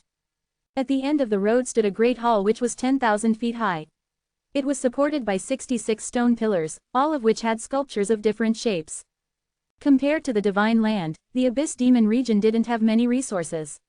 The materials that had been used to build this great hall were definitely not on par with the materials that wealthy clans on the floating islands used. Nevertheless, in terms of aesthetics, this great hall was more exquisite and magnificent than any structure built by the true gods. The huge figure walked along the road all the way to the door of the great hall. The mist covering his body slowly dispersed, revealing his true appearance. He was a great fiend who stood at a formidable height of 6,000 feet. He had a ferocious face and dark red skin. The huge muscles in his body contained a natural explosive force. Over the generations, the imagination of the divine citizens, namely the faith energy, had created, in the name of fiends, deadly monsters with terrifying power. All kinds of shiny pendants were hanging from different parts of this great fiend's body. Some of these pendants were in the shape of a hexagon, some of them were in the shape of a triangle, and many others had complicated shapes. Bang! The fiend pushed the door open. Then, he said indifferently, "Galio, those guys have already reached the 4th stage." There was a large round table in the center of the great hall. 3 other great fiends were sitting at the table having their meals. On top of the round table were a few creatures that were as tall as humans. These creatures had 2 arms and 3 legs. They were running quickly around the round table, carrying food back and forth. These creatures were called the fiend servants. They were also a kind of creature created by the fiends, and their duty was to serve the great fiends. Crack! The great fiend sitting on the right side of the round table pooped some red berries into his mouth. These berries came from a kind of tree growing in the abyss. The fiends were very fond of them because the freshly picked berries exuded the sweet taste of blood. The smell of blood pervaded the hall as Galio chewed on the berries. Some of the fiend servants had a greedy glint in their eyes, but they continued to work hard to serve the great fiends. "Are we afraid of them, Stuart?" Galio asked casually after swallowing the berries, wiping his big and sharp fingers with great care. "Of course not," replied Stuart, the red-skinned great fiend. Galio smiled lightly. "Then what do we have to worry about? All creatures in the Abyss Demon region could be reborn infinitely, and the fiends were no exception. However, with every death, their accumulated faith energy would decrease and their power would be weakened. Anyway, the status of the fiends was so stable that such things would have little effect on them. I think this is an opportunity for us. We can't always be restricted to the Abyss Demon region," said Stuart with a look of yearning on his face. "We have thought about this for so many years, and now, finally, we have such a chance. Even if it's a little risky, why don't we take advantage of it?" The creatures in the Forbidden Land were fortunate enough to be born strong. However, it was their misfortune that, regardless of whether they were a strong great fiend or a weak fox, all of them were not real existences and were only illusions. After the great fiends had become the rulers of the Abyss Demon region, they had begun to think about how to leave this place. Their goal was to conquer the entire divine land. However, as creatures of fantasy, they would vanish into thin air the moment they stepped out of the Forbidden Land. This was an inexorable law that even the most powerful fiends could not overcome. Still, the intelligent fiends had eventually managed to find a small loophole that would make it possible for them to leave the Forbidden Land and enter the divine land. All of a sudden, Galio burst into laughter. The 2 other great fiends sitting with him laughed as well. "Why are you all laughing?" Stuart asked with a frown. "Just before you came, we took a vote on whether we should take such a risk. The result was 1 to 2. I lost," Galio said with a smile. "I thought you would be on my side." Chapter 2333, Strange Fish. The fiend race could not be counted as a race with countless members. There were only less than 1,000 fiends in the entire Abyss Demon region. The 4 fiends in the huge hall were the actual commanders of the fiend race. If there was a big decision to make, the 4 fiends would vote for it. "There is no way I would back you," Stuart said sternly. His gaze traveled past Galio and was fixated on a giant mural behind him. The mural had a depiction of an old man, holding a book. Countless fiends were surrounding this divine citizen. Right below these fiends were a myriad of true gods in the divine land. Just like the divine citizens, the fiends also had their respective faith. And their belief rested on the ordinary old man, named Roberto Wong, in the divine land. During his entire lifespan, he hardly achieved any milestones. By the end of his time, he was only a proving godly warrior. Since he did not break through to the true god realm, he could not live in the divine land forever. In short, he was nothing more than a negligible existence in the divine land. If it weren't for his mundane lifespan, Roberto Wong could not have had such a drastic effect on others. In all fairness, Roberto Wong had a very mediocre talent in cultivation. He could only become a proving godly warrior. That was his limit. He did not possess the required talents or capacity to become a low-rank true god. As time went by, Roberto Wang's lifespan also gradually drew to an end. But in his last days, he suddenly began to form different legends. In the meantime, the sacred race had been wiped off, and the newly born divine citizens were still getting used to their new surroundings. Slowly, the legends that he made began to spread everywhere. The most popular and widespread of these legends was of the fiend race. This race did not possess a specific surname. Hence, they were named like Galileo, Stuart etc. But despite this, they possessed a high intellect. Apart from that, they were physically well built and had a strong addiction to killing. They lived in the Abyss Demon region, among all the other evil creatures of the Divine Land. Soon Roberto Wang's random stories were passed through word of mouth, by countless divine citizens. And then the Abyss Demon region emerged. So in a way, Roberto Wang did create the fiend race.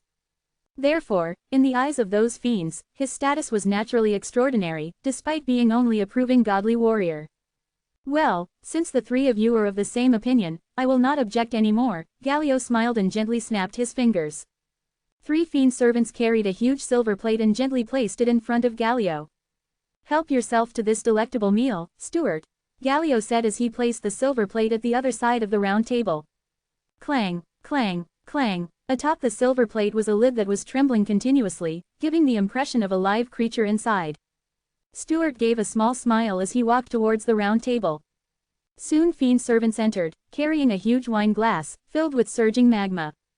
Stuart lifted the lid off the silver plate, wherein lay a very grotesque-looking fish. You cursed fiends, you will go extinct one day. You have never emerged from the dark abyss demon region nor seen daylight all your lives. What a pitiful life you lead. You even think you are strong. As soon as the lid was taken off, the fish rattled out innumerable curses. But Stuart didn't seem to be angry at all. This was not the first time the fiend race had seen or eaten this fish. They had devoured this fish countless number of times. The latter did not have the strength to challenge the former, so it always cursed them with the most vicious words. For the fiend race, they had heard plenty of it and were hardly affected. No matter how repulsive the fish looked, its taste was 10 times more delicious. It was soft like butter and simply melted in one's mouth. Stuart picked up the wine glass and poured the magma into the plate. Buzz! Immediately the fish created an enchanted barrier to block the magma from outside. Stuart outstretched his little finger and lightly jabbed at the enchanted barrier. Pop! The enchanted barrier was like a soap bubble that was destroyed instantly. Soon the boiling magma engulfed the fish with a sizzling sound. The fish started screaming as the magma touched its body. In an instant, the howling died. Stuart sniffed the fragrance and said intoxicatedly, I want something even more pleasant to go with this fantastic meal. Another fiend immediately clapped his hands. A dozen human girls quickly emerged from the depths of the hall. Their porcelain skin was soft and their features were quite striking. They were measly covered with a translucent chiffon cloth. When the titillating music floated around, they started swaying as if they were drugged. In reality, they were all top-rank true gods and some were even members of the big clans on the floating islands. They were captured by the fiend race, as they were traveling through the Abyss Demon region. They were held as captives, with no choice whatsoever. After a torturous period, they were soon numbed from the humiliation. They could barely feel and sense anything. Admiring the beautiful music and dance of the girls, these fiends soon began to enjoy themselves. Soon after Stuart devoured the fish, it was reborn in the sea of lava in the Abyss Demon region. Buzz! At the moment of its birth, the strange fish had already launched an enchanted barrier once again. Curse you, Roberto Wang, you created those scum and heartless fiends. The strange fish cursed fiercely. The creatures that were born in the Abyss Demon region were not kind ones. After all, this was where the dark side of all the divine citizens had gathered. The strange fish was constantly eaten by the fiend race over and over again. It had heard a lot of secrets of the fiend race on the dining table. Therefore it knew this race very well and knew it better than any other creatures. After the enchanted barrier was launched, the strange fish swam in the sea of lava continuously. Vaguely, it could see a tentacle approaching. Wow, they are going to catch me so soon. Are these beasts so hungry? The fish was somewhat confused with this situation. Normally, each time it was eaten, it would be released and left alone for a good period of time. As a unique ferocious beast, it was an extremely high-level food in the fiend race, which was not something that ordinary fiends could enjoy. How can this be possible? Again, I'm going to be eaten one more time. Isn't that too soon? Why can't they leave me alone? The strange fish resisted that tentacle. But in the eyes of the strange fish, the tentacle was so tempting, just like the fish itself was so tempting to the fiends. Anyway, it would be eaten sooner or later, and it could still enjoy the meal before being eaten. Come on. After a fierce struggle within the fish, it gave in to the temptation and finally bit the tentacle. At the same time, Zen felt the tentacle hanging from his hand suddenly turned heavy. A smile appeared on his face. Finally it took the bait. Saying that, Zen heaved the tentacle from the sea of lave. Chapter 2334, Joining Zen. With an almighty splash, the strange fish was dragged out of the sea of lava and towards the shore.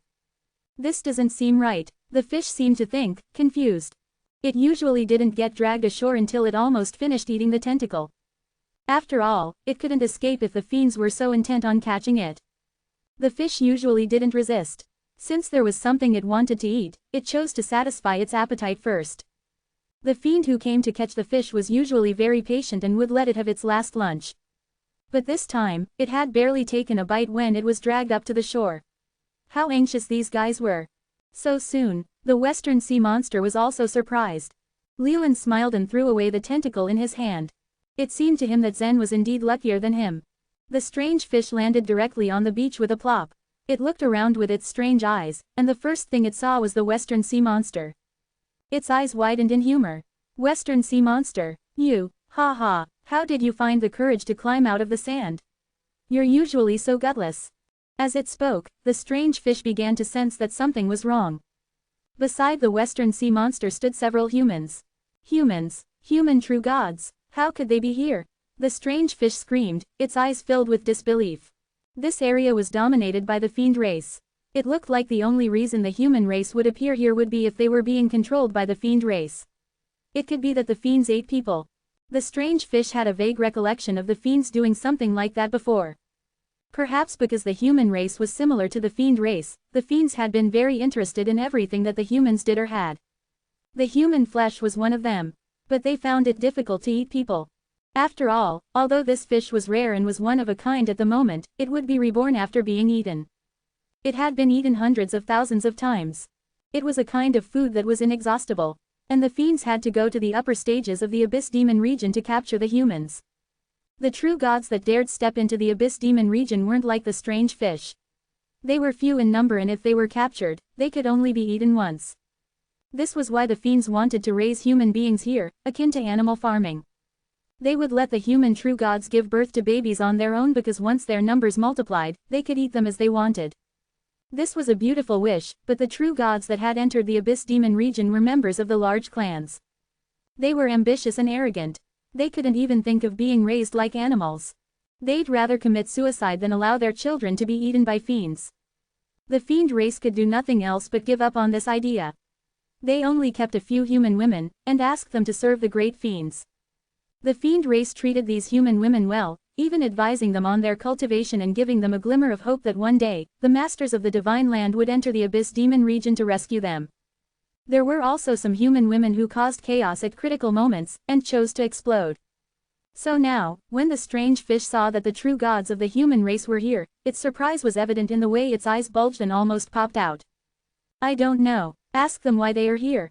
The Western Sea Monster said helplessly. The monster and the strange fish were fellow sufferers. The only difference between them was that the monster wasn't as popular as the strange fish. They could not tell if it was fortunate for it or not. The strange fish stared at Zen for a while before making a request. Will you let me eat this Western Sea Monster? Every time I try, I only could eat its tentacles. I'm a little tired of it. I want to eat its head. You, the Western Sea Monster glared at it. Zen smiled and said, I want to know how to get out of here. The Western Sea Monster told us you are familiar with this place. Get out of here. The strange fish stared at Zen, as if it didn't understand what Zen was saying. Yes, Zen said, nodding. That's impossible. The strange fish chuckled. I don't know how you got in, but it's impossible to return from the 6th stage. At its words, Zen's and Leland's faces darkened. Tell us more about it, Zen said. The strange fish looked at the Western Sea Monster again and said, you let me eat this guy, and I will tell you all about it. I'll eat you first, the Western Sea Monster yelled, unable to stand it anymore. It was furious. Before it could do anything, Zen had kicked at it and it landed on the beach over 1,000 feet away. Zen waved his hand. He drew a number of tentacles from the sand of the beach and dropped them in front of the strange fish. Eat them and tell me everything you know. If we get out of here, I will consider taking you with me, he said. The strange fish laughed bitterly and said, but how will you take me? I can't leave the Abyss Demon region. Like the fiends, the strange fish was also an illusory creature. They disappeared once they left the forbidden area. The Abyss Demon region is so huge, you can hide somewhere and get rid of your present fate, Zen said. Although the fiend race was the top race in the Abyss Demon region, they couldn't actually control the whole Abyss Demon region. Only a true god could be a controller of this forbidden area, even the holy beings couldn't control it. The strange fish rolled its eyes. It had had this thought of hiding before, and it knew that hiding was better than being eaten here again and again. But given its limited abilities, it was near impossible for it to escape. The human true gods standing before it seemed to be strong enough, which had it believing that there might be a possibility, however small, of its escape. On the other hand, if it failed, it would only be eaten again by fiends. It knew its fate was miserable and nothing that happened would be worse than the things it had undergone so far. Okay, I'll show you the way out. The strange fish agreed after thinking for a while. Zen smiled and pointed at the tentacles. Have them. The strange fish, no longer fearful, opened its mouth and gulped down the tentacles. But as it ate, it still looked at the western sea monster in the distance. The western sea monster knew that the fish wouldn't give up easily. So it turned and went down the beach. Zen didn't stop it this time. In any case, its goal had been achieved. And now, the key lay in this strange fish. The strange fish gobbled down all the tentacles quickly. It was not until it finished eating that it said, "Right now, the great fiends are planning to leave the Abyss Demon region. But they seem to have encountered some difficult enemies. This is an opportunity for us. If you had arrived before this, you wouldn't have been able to leave this place." Leave the Abyss Demon region? Shock registered on Zen's face. It looked like the strange fish knew a lot, just as the Western Sea Fish had said. Chapter 2335, A Pass. Yes, I was right there, so I heard it clearly. The strange fish spoke in a firm tone. I don't know what method they have come up with. They actually are planning to leave this place. Its eyes suddenly showed signs of yearning to leave this place.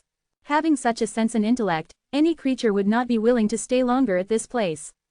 But it's impossible for the creatures of the forbidden area to leave the place, Leland contradicted. He thought that for them to be able to run away, it was beyond belief.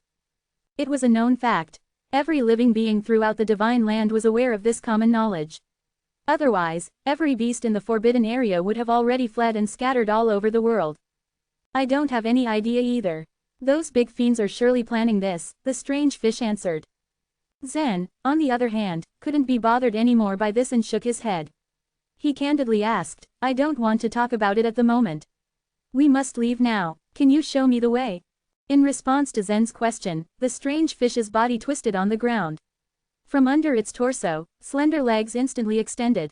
One by one, about 30 pair of legs stretched out as its entire body was completely supported to stand on the ground. Come with me. The fish's slender legs twitched and swung in the air. In a while, it began to move and run at an extremely fast speed on the ground.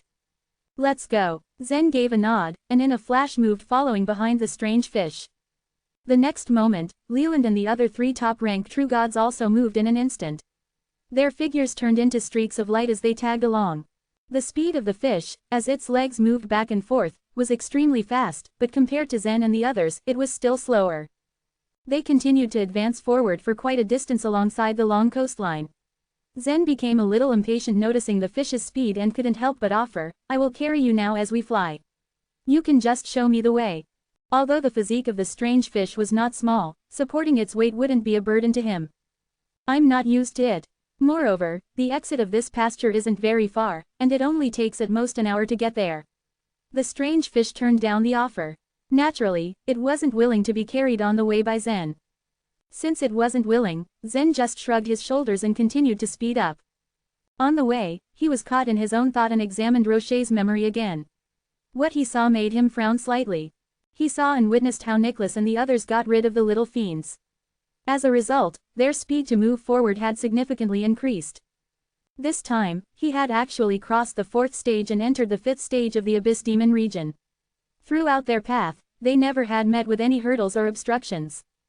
This wasn't surprising at all. The holy beings were, after all, considered to be the strongest in the divine land. The Abyss Demon region had always been warned against as it was extremely dangerous. But holy beings' strength was powerful enough to survive it.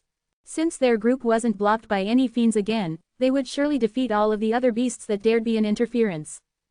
Zen was still contemplating such a situation and realized that this was not good news.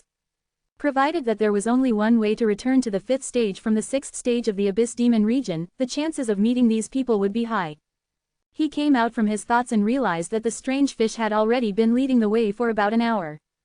The strange fish abruptly halted upon reaching the other side of the sea of lava. Zen, Leland and the other 3 top-rank true gods also slowed down. Looking around, they noticed that there were 2 huge flaming mountains in front of them. The scorching flame on the flaming mountains had been burning all year round. One could feel the extremely high temperature even if they were dozens of miles away. "We have arrived at the pass," the strange fish announced, staring at the flaming mountains. Zen, Leland and the rest of the group slowly descended in order to avoid being exposed. Zen raised his gaze, looked into the distance and asked, "Are there fiends guarding this place?" "Yes." The strange fish fixated its gaze at the pass and murmured, "There are a great number of them." A feeling of grievance once again built up within it. The experience wasn't something new and the strange fish was extremely unwilling to be swallowed up over and over again. It had already been prepared for countless escape plans before. But by ill luck, it had failed every time. The strange fish, as a result of not being successful in its attempt to escape, had turned into a scrumptious food to the fiends guarding the area. "This is only the fiends' pasture. Is it so important?" Zen asked. A strange laughter came out from the strange fish's mouth as it heard Zen's words. It spoke in an aggrieved tone, "The fiends like eating so much. Food is very important to them." The fiends paid great attention to the fields of culture, art, and most importantly food.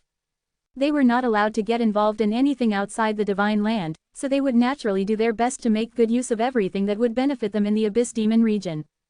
Zen shook his head. He once had an encounter with a fiend, and it was the fiend named Edmund. The experience surely had opened his eyes to something new and it was different from every encounter he had with other races. He didn't know nor understand the characteristics of this fiend race. But since there are powerful warriors invading, the fiends guarding the pass should decrease in number, so I say this is a chance, the strange fish added, as a blue light flashed in its eyes. "Come closer and take back your spiritual sense. Don't let it spread out," Zen urged everyone. In silence, they walked towards the 2 flaming mountains, at the same time holding their own breath. After covering a distance of 10 miles, they finally found that on one side of the flaming mountains perched a huge pointed building. Looking over at the building for a while, Leland asked, "We just rush over like this?" "Of course not," the strange fish opposed immediately after hearing the question. "What's wrong?" Leland felt puzzled at the sudden outburst. "As long as we don't kill these fiends, they can quickly gather more companions." The strange fish's face revealed a hint of caution. "If we attract a great fiend to come over here, I will surely be eaten. However, it's hard to say what will happen to you." Zen and Leland looked cautious by the strange fish's warning, starting to be on their guard. The strange fish turned its gaze towards the 2. It knew that the 2 of them were the strongest among the 5 humans, and asked, "Are you sure you can kill the ordinary fiends?" Assessing the capability of the fiends, it could be said that their strength differed by levels. Holy beings were known to be powerful but the top fiends held much strength and could overpower them. As the top ferocious beasts of the Abyss Demon region, the fiends rarely died. Thus almost every fiend had accumulated a lot of faith energy. Even the strength of ordinary fiends was no different from that of the consummate true gods. "We have to try our best," Leland encouraged. He was a demi-holy being but he did not come from a powerful clan on the floating island. He was not even in a high position. In terms of real strength, he was no match for Troy and Rochelle. "In that case, I have to be the bait this time, and you attack them from behind. What do you think?" the strange fish suggested with an awkward smile. The truth was that this suggestion would just be considered an adventure without danger. But it was a different case for both Zen and Leland. Not knowing what the strange fish had in mind, they were feeling under pressure as this was their only chance. Every action needed to be carefully planned out. "Okay," Zen agreed after a while. Back then, the fiend called Edmund was extremely strong among the fiends. But Zen's current strength was strong enough to subdue him. Moreover, the fiends that were guarding the pass shouldn't be stronger than Edmund. After further vigilant discussion, the strange fish made its move. Both Zen and Leland positioned themselves along the low-lying path on the side, and carefully walked matching its pace. As for the other 3 top-ranked true gods, they could only stay in place and wait. They would only follow after Zen and Leland had succeeded. Back to the strange fish, it was already near its destination. Chapter 2336, Finish Off. The fiends that were guarding the pasture had little else to do. They always made sure that the ferocious beasts weren't able to escape the pasture. They also needed to capture enough fresh food and handed it over when they were ordered to. The strange fish was already familiar with the fiend race as it had been in the presence of this race for countless years past. At the same time that Nicholas led an army of holy beings into the Abyss Demon region, the fiends had also begun to send their own members. There were originally 12 fiends who were stationed at the pasture. When 8 of them were dispatched to the other stages, only 4 fiends remained to guard this place. Here I go, let me see how you plan to escape. Inside a room at the top of the building, 2 fiends faced each other on opposite sides of a big board. Both of them looked excited as they played the game of Go. The game of Go was complicated, but the fiends' intelligence level allowed them to keep up with the gameplay. Almost all of the fiends had unparalleled skills that they had mastered in playing Go. They were very proficient at playing Go and they were very fond of playing it. One of the fiends had thought about his move for a long time before he finally moved a piece on the board.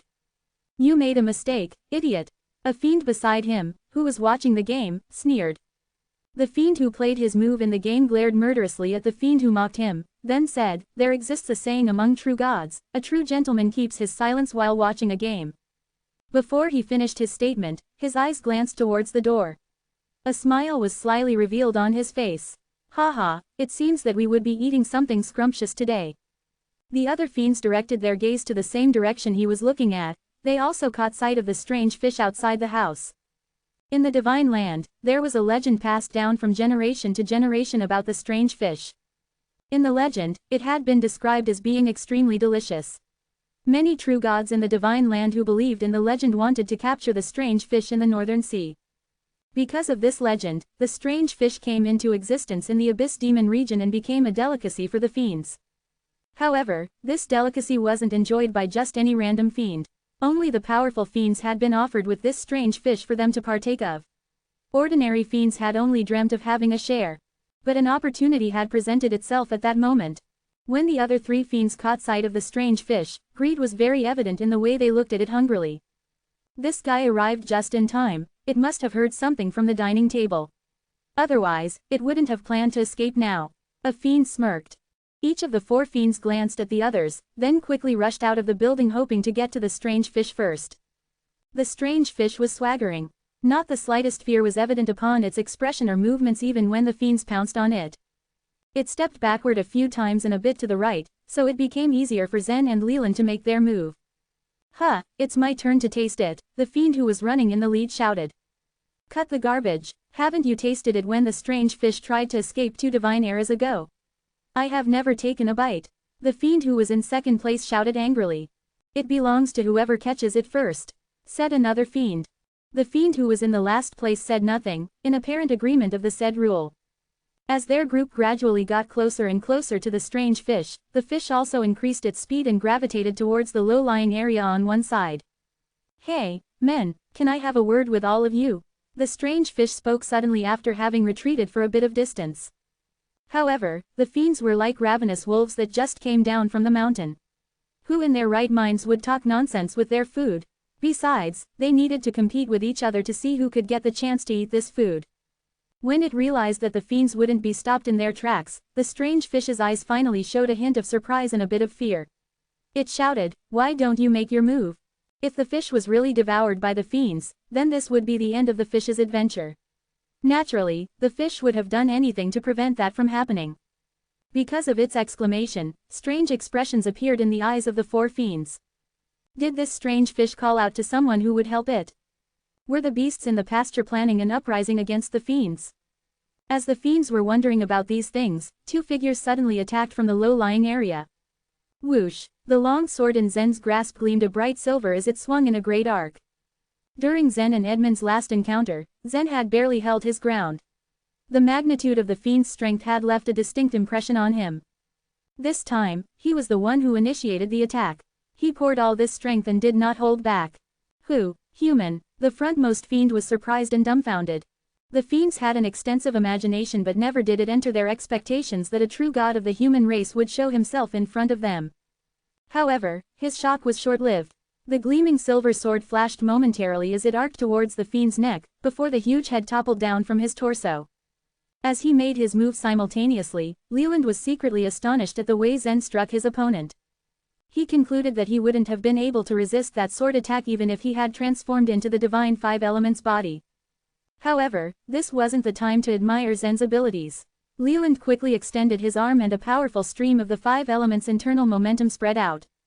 5 elements subdue. Not to be outdone by Zen, Leland also went all out in his attack. A colorful beam of light suddenly shone down from the sky. Under this beam of light, an intense pressure bore down on an area of several 10,000 feet around. Bang! Everyone in this area had to bear great pressure. The ground suddenly cracked and immediately turned into dust. Even the fiends were affected by the great pressure and were unable to escape from the colorful light's effects. Zen couldn't waste such a good chance to finish off all of them. With a quick somersault, he slashed out suddenly with his long sword. Swoosh, swoosh, swoosh. 3 bright rays of radiance from the silver sword shot towards the fiends' faces, catching them unaware. The sword radiance went through the heads of 2 of the fiends who failed to dodge it. It killed them instantly. The last fiend, however, had quick reflexes and managed to dodge the sword radiance beam. Even under the pressure exerted by the 5-colored light, he still avoided Zen's sword and retreated rapidly. Dang human! The fiend cursed at him and raised his arm in a fist. On his arm was a tiny and exquisite skull. Stop him, he's going to call for reinforcements of the other fiends. The strange fish raised its voice in a roar and shouted loudly. As it had hidden in the low-lying area, it saw everything that went on. Zen froze in concentration, then thunder wings instantly materialized on his back. Boom! With a crisp crack of lightning, Zen suddenly appeared at the fiend's side. He slashed his sword downwards directly onto the fiend's head. But it was too late. The tiny skull on the fiend's arm had already lit up and glowed with a malicious light. The fiend roared, "Pasture, humans!" Phew! Zen struck the fiend's head with his long sword and almost split the fiend into 2. After he dealt the killing blow, Zen drew his sword and quickly thrust it at the skull. Bang! Zen's sword pierced the core of the skull and immediately tore it into pieces. With the combined power of Zen and Leland, they had eliminated all 4 fiends without hassle. They had finished the job quickly and cleanly. However, their faces had unreadable expressions. The last fiend had already sent out the call for reinforcement. We need to get out of this place as soon as possible. It will still take some time for the other fiends to get here. The strange fish felt excitement running through its veins. It did not expect that the 2 humans were such powerful beings. This might really be an opportunity for it to escape alive. Chapter 2337, Pulverize Me. Da, da, da. The strange fish moved its legs madly as it ran along the road between the 2 flaming mountains, completely disregarding the fact that there could be danger ahead. Zen couldn't help but shake his head when he saw this scene. They all continued to follow closely behind the fish. However, just after they had crossed 100 miles, a sharp cry erupted from the peak of the mountains on both sides. Enormous birds with wings as wide as 1,000 feet flew over the mountains, covering the sun and the rest of the sky. The Abyss Demon region was always dimly lit, but these giant birds had caused the mountain roads below to fall into almost pitch darkness. Oh, so fast! The strange fish was still running excitedly without even noticing the giant birds above its head. But a few moments later, it came to a stop. At the end of the mountain road stood a fiend that was 3,000 feet tall. The strange fish turned around and looked at Zen and the others with innocent eyes. This stupid fish! Zen cursed the fish in his heart. If it weren't for the fact that they needed the strange fish to guide the way for them, he would have killed it. As the giant birds in the sky continued circling the mountains, seemingly having no intention of attacking, the fiend blocking the mountain path said, "Humans, you are from the reincarnation land." This gigantic fiend, who was over 1,000 feet high, had a ferocious face, and he was giving off a dreadful and gloomy aura. Compared to the 4 fiends that guarded the pasture, this fiend was much more powerful and superior in terms of strength and status. On the other side of the pasture was a dead end. There was no other entrance there. And these 5 humans seemed to have emerged out of nowhere. So, there was only one explanation: they had come here from the reincarnation land. Several years ago, a similar event had occurred. A holy being had run away from the pasture, killed a lot of fiends, and finally managed to escape the Abyss Demon region. So what? Zen sneered arrogantly. Leland stared at the giant birds above them. There were also some tall figures behind these giant birds. It was obvious that some fiends were controlling these giant birds. "My name is Bagas and I'm the commander of the 6th stage," the fiend said, introducing himself. "Our fiend race isn't as cruel as you think. If you're willing to come with me, I'll spare your lives." Although Zen was a consummate true god and Leland was a demi-holy being, Bagas didn't take them seriously. The fiends' army had already gathered in the 6th stage to attack the holy beings. After receiving the news from the guard of the pasture, Bagas had rushed over with a group of fiends. But now, as he looked at these humans, he was confident that he wouldn't even need the strong team that he had behind him, he could kill them all by himself. The 3 top-ranked true gods behind Zen were frightened to death after seeing the grand scene in front of them. Even with Zen and Leland around, all their hope for survival dissipated. If they could really escape death as long as they surrendered, they would be more than willing to do it. I believe that it's very easy for you to make a choice, Bagas said, smiling at Zen with a trace of sincerity on his ferocious face. As long as the humans were willing to obediently serve the fiends, they were all very welcome to stay. Zen looked up at the mountain-like fiend in front of him and smiled faintly. You also have 2 choices. What? Bagas was taken aback. Go away, or die, Zen said calmly. At once, rage appeared on Bagas's face. Go to perdition. He pulled out a bone whip that was 5,000 feet long and flicked it toward Zen. The bone whip looked like a huge dragon as it unfurled along the mountain road. Ah! With a fearful shriek, the strange fish swayed its long slender legs and fled to the side. However, when the end of the bone whip smashed on the ground, the strong gust of wind from the impact flung the fish away, causing it to crash into the mountain. Swaying dizzily, the strange fish turned around and saw Zen pressed under the huge bone whip. It couldn't help but sigh in disappointment. Is it over? Alas! Quote. Bagas was holding the whip in his hand, his eyes filled with pride. His whip was extremely powerful. Just 1 lash was enough to smash a human consummate true god into pieces. However, before he could let out a triumphant laugh, he saw a movement at the end of his whip. Not dead, you still want to get up? Bagas' eyes widened slightly in surprise, and he decided to wave the bone whip again. But he had barely raised his arm when he felt a huge force coming from the bone whip. Swish! All of a sudden, the bone whip slipped out of his hand unexpectedly. With just 1 forceful tug at the end of the bone whip, Zen managed to pull it away from Bagas. Swoosh! Zen suddenly raised the bone whip and, at the same time, shouted, Move aside, Leland. The moment Bagas had struck Zen with his whip, Leland had reacted. His skin had become colorful and he had soared into the air, killing the giant birds and the fiends controlling them. The strength of these giant birds and these fiends was similar to that of ordinary consummate true gods. However, since there were so many of them, Leland was having a hard time dealing with them. When he heard Zen's warning, he turned over and let himself fall to the ground. At the same time, the huge bone whip arced across the air at an incredible speed. Whoosh! With a sharp whistling sound, it smashed into the remaining birds. Crack, crack, crack. Crisp sounds indicated the shattering of bones of both the giant birds and the fiends on their backs. The feathers of the birds fell down slowly like snowflakes. Bagas' face darkened immediately. Until now, his attention had been fully focused on the demi-holy being. That was why he had decided to finish the consummate true god first. As for the several top-ranked true gods, he knew that they posed no threat. However, it seemed that his calculations had been wrong. The strength of the consummate true god was far beyond anything he had witnessed from a human. This man posed a much greater threat than the demi-holy being who was with him. At this rate, Bagas knew that all his warriors would be killed by this mysterious human in just a matter of seconds. Wisps of faint red light flickered on the rough skin on Bagas' body. Bang, bang, bang. He was so large that he rushed over to the humans with just a few menacing steps. Leland knew that as the demi-holy being in the group, he should be the one to stop Bagas. However, Bagas' strong aura and his mountain-like figure were so overwhelming that Leland hesitated. In the end, he said, Zen, be careful. I'll pulverize you, Bagas growled, reaching Zen in the blink of an eye. Gathering thousands of pounds of force at his foot, he brought it down towards Zen's head. The fiends in the Abyss Demon region were good at using raw power to solve everything. Since it was impossible for everyone to use grand teleportation, their huge size had become a natural advantage. Seeing the huge foot coming down at him, Zen narrowed his eyes and sneered. You, pulverize me. Then, he spat out a simple word. Grow. Before Bagas' foot could touch him, he had grown to a height of 4,000 feet. His physical form had surpassed Bagas in an instant, and it was still continuing to grow rapidly. Chapter 2338, The Desperation Plane. Bagas was unable to compete against Zen, who was even taller. A shocked expression covering his features, he looked up at Zen, whose figure was increasing exponentially. The fiend's colossal figure had been the greatest advantage in his arsenal. Now, for the first time, Bagas felt tiny and helpless like a leaf in the wind. In the blink of an eye, Zen had grown to become a giant who was 50,000 feet tall.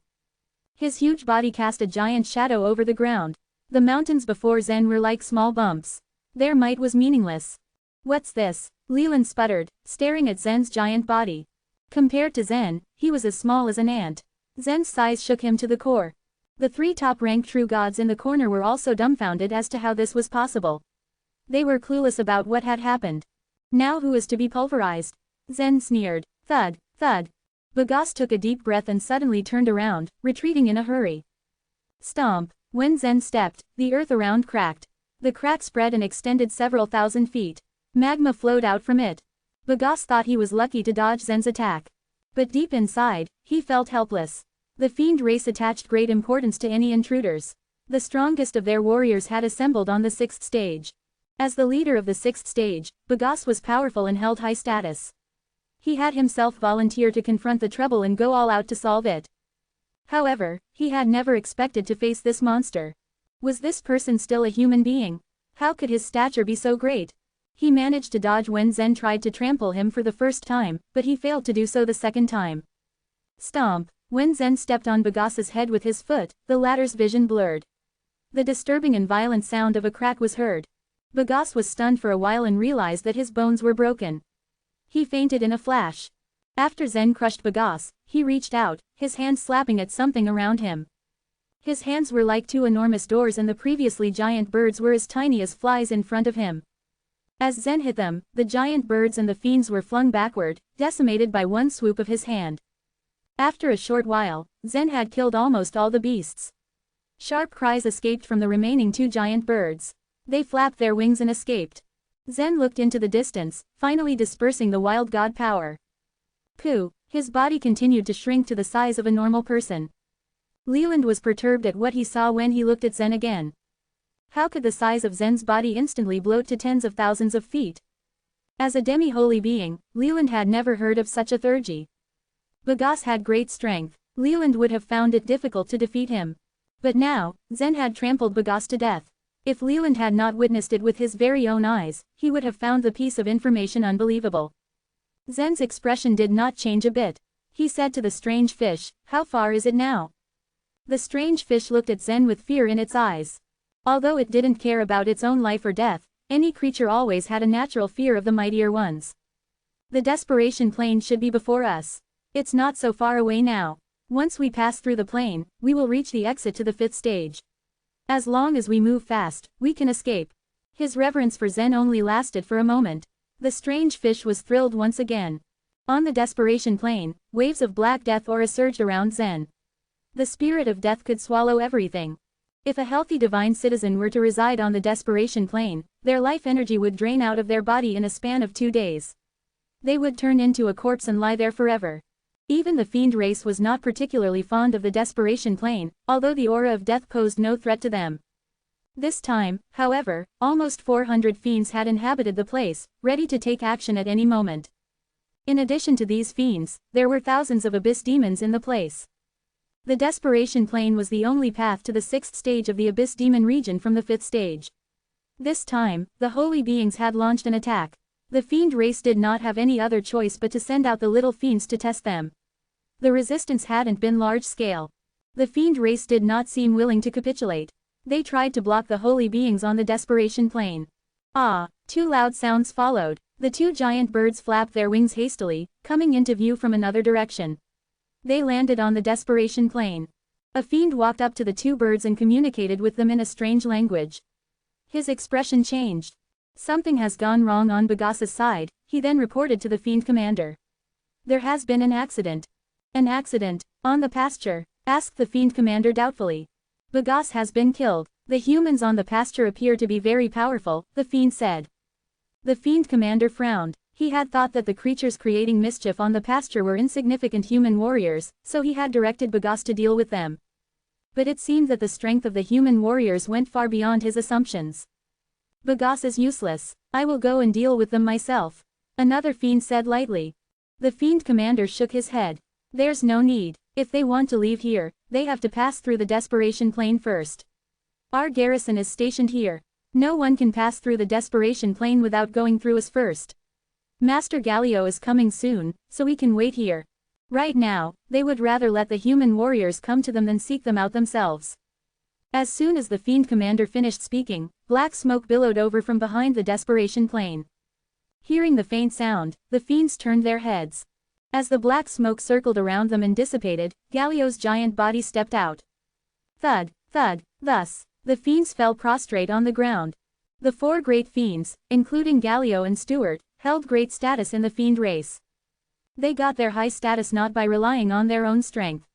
In their legends, these four fiends were renowned, which was why they were able to possess more faith energy and become the superiors of the fiend race. Standing there, Galio looked into the distance and saw a huge door of space. Generals and soldiers, today, your enemies are the holy beings of the divine land, Galio said coolly. You are to live forever. But if you were to die today, you will become stronger in the future. Those seemingly powerful humans are only the stepping stones for us to enter the divine land. The fiends were not afraid of death, because in their minds, they had no concept of life and death. For them, death was only a loss in their cultivation basis. What truly excited them, however, was setting foot into the divine land. Yes, bravo, hundreds of fiends roared, their loud cries echoed on the desperation plain. Chapter 2339, Predicament. A deafening roar came from the desperation plain and echoed throughout the surroundings. Zen, who had been flying at a constant speed, froze in midair when he heard this powerful sound. His face darkened immediately. Leland and the other three top-ranked true gods also looked grim. Why did you stop? The desperation plane is right ahead of us. The strange fish said, continuing to rush forward. Zen reached out and slapped the air in front of him. At once, a big lone hand popped out of nowhere and grabbed the fish, dragging it back. Why did you grab me? The exit is right ahead of us, the strange fish complained as it struggled in the big hand. Zen didn't bother to explain. With a slight movement of his finger, the big hand turned into a large net, trapping the strange fish within it. Then, he slowly floated toward a high mountain in front of him, followed by Leland and the others.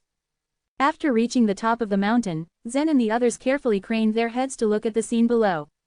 Oh my goodness, so many fiends, are they waiting for us? We're doomed, the top-ranked true gods cried in fear. Do you think we're such a big threat that so many fiends would have gathered here to deal with us? Leland sneered at them in response.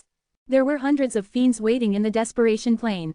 Aside from them, there was also a large number of ferocious beasts with relatively strong auras. In particular, there was a huge fiend standing at the end of the desperation plane which had such a strong aura that it struck fear into Leland's heart. Even holy beings would be fearful of such a powerful fiend. Leland knew that there was no way that all these fiends had come here just to deal with them. But who on earth is here that all these fiends are on high alert and ready for combat? Leland muttered. Zen glanced down at the desperation plane, and then stared at the other side, where there was a huge space door. The space door will lead to the 5th stage. Zen asked the strange fish. The strange fish was now tied up by Zen.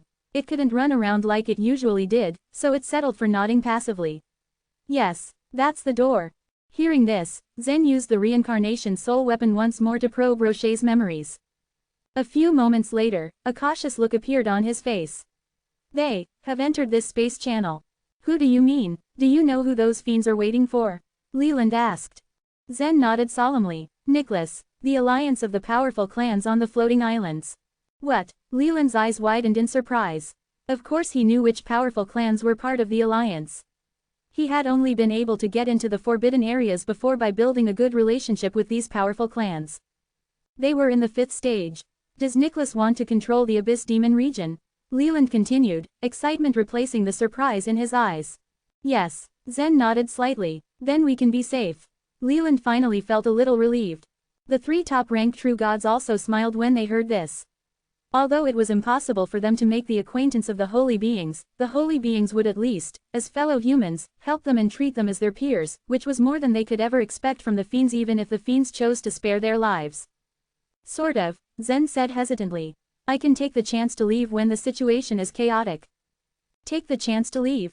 Leland echoed in confusion. It sounded as if Zen wanted to avoid the holy beings for some reason. I have some conflict with them, so it won't be appropriate for me to meet them here, Zen said lightly. Zen had planned to leave this place before the alliance of the powerful clans on the floating islands arrived. But now, it seemed that it was too late. You have some conflict with the alliance of powerful clans on the floating islands. There was a strange expression in Leland's eyes.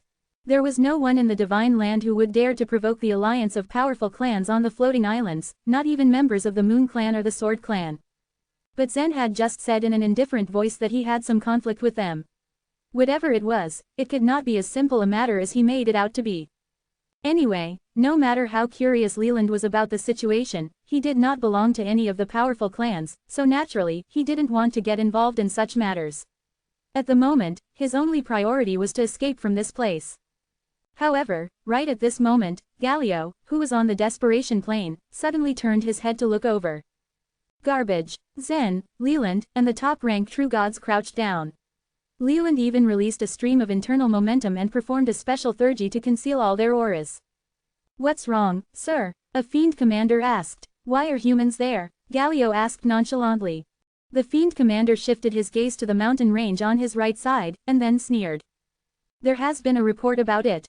They are probably the small rats that came out from the reincarnation land. Crush those rats. I don't want to leave any room for accidents, Galio said indifferently. Yes, sir.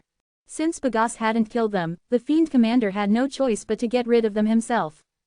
With a wave of his hand, a giant bird landed in front of him. He leapt up onto the bird and flew toward the mountain on the right. In order to hide, Zen and the others had restrained their spiritual sense.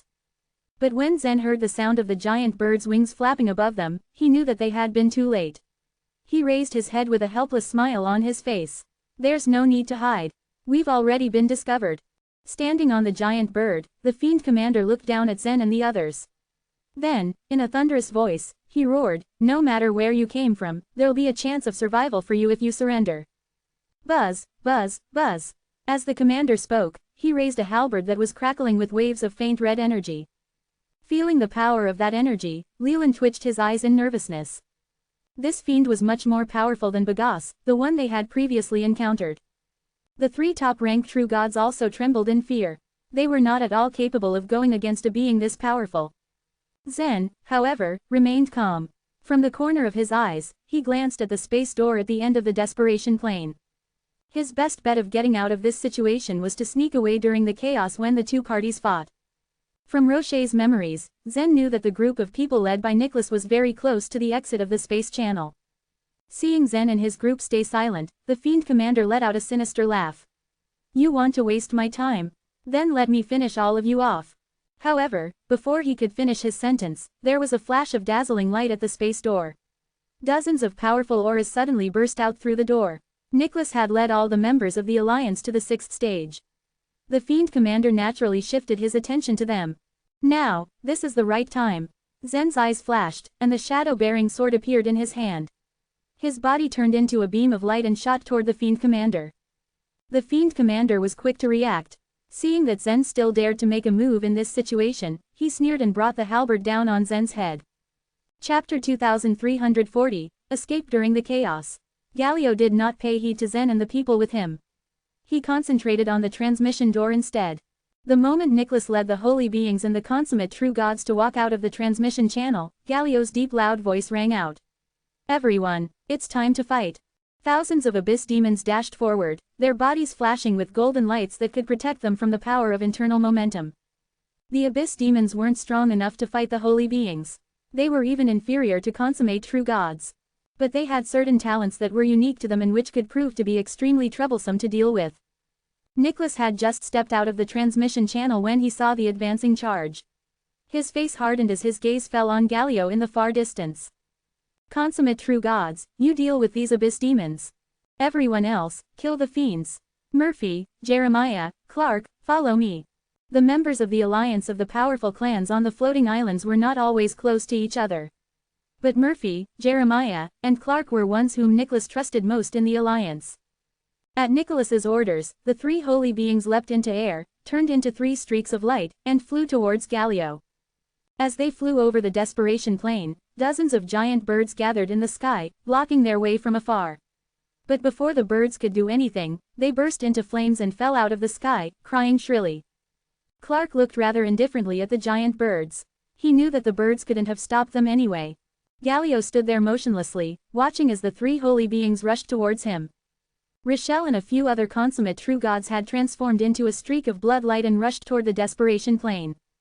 But as she stepped into the desperation plane, she felt the life force within her body quickly consumed. But at her current cultivation level, she was full of life force. The rate that her life force was being consumed at the moment was not a big deal. A crack sounded, and an abyss demon's body was cut in half. With their levels of strength, the abyss demons were simply incapable of facing off against the consummate true gods, but they didn't fear any kind of theurgy, which meant that they could only be dealt with one by one. Troy strode forward. A casual pinch of his iron hand left an abyss demon beheaded in the blink of an eye. The other consummate true gods also began to take action. The demi-holy beings and the other holy beings merely ignored the abyss demons, since their goal was to kill the fiends. Nicholas stood before Galio, unmoving. The difference in their sizes was so huge that it looked like a mosquito was facing off against an elephant. But one was the most powerful warrior of the human race, while the other was the most powerful among the fiends. Nicholas remained calm. Let me control the abyss demon region. You fiends can still spread your hegemony over this place. Galio glared at the four holy beings before him as if they were four little worms. At Nicholas's words, Galio grinned and said, "The abyss demon region belongs to our friends in the first place. Do you think I will allow you to control this place? I only need the power of the abyss demon region. I won't interfere with anything else," Nicholas said. Galio chuckled as if he had heard a ridiculous joke. "The power here will always belong to the fiends. You human beings are nothing but ants." Nicholas smiled coldly at the huge fiends standing before him, and said, "Then I'll show you the power of us ants." His voice had barely petered out when Nicholas acted on his word. Streams of internal momentum buzzed and spread out of Nicholas's hand. They formed runes which quickly gathered together and turned into a golden sword. This sword, Clark and Murphy froze. Nicholas rarely used weapons and the power contained in this sword was terrifying. This sword had been formed by such a complicated internal momentum that even the two holy beings couldn't see through it. "I'm not interested in seeing the power of ants. You can all die." Galio flipped his hand and a huge black sphere appeared in it. He sent it flying towards the heads of the holy beings. Clark snorted contemptuously. The fire burned hot, crawled up his feet, and spread out all over his body. His body was now completely covered in fire. Indestructible fire body. Clark activated his indestructible fire body and waved both his hands, shooting out a madly spinning fireball from them. Murphy also drew out a black sword. A powerful internal momentum emanated from the sword, spreading in all directions. The internal momentum then charged ferociously at Galio. Once a holy being made a move, the momentum was overwhelming and had the power to destroy the world. What was more, these holy beings were the strongest in the divine land. Boom! Clark's and Murphy's attacks converged, causing the collective energy to condense. Even though the space law in the abyss demon region was non-existent, the surrounding space began to collapse at this moment.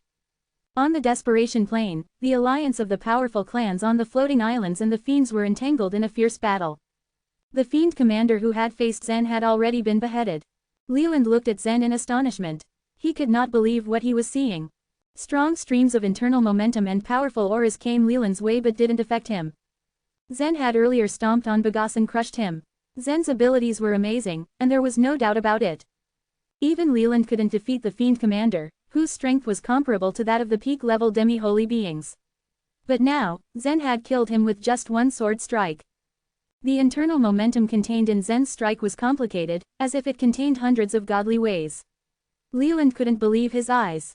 "Let's go," Zen said as his gaze swept across the desperation plane.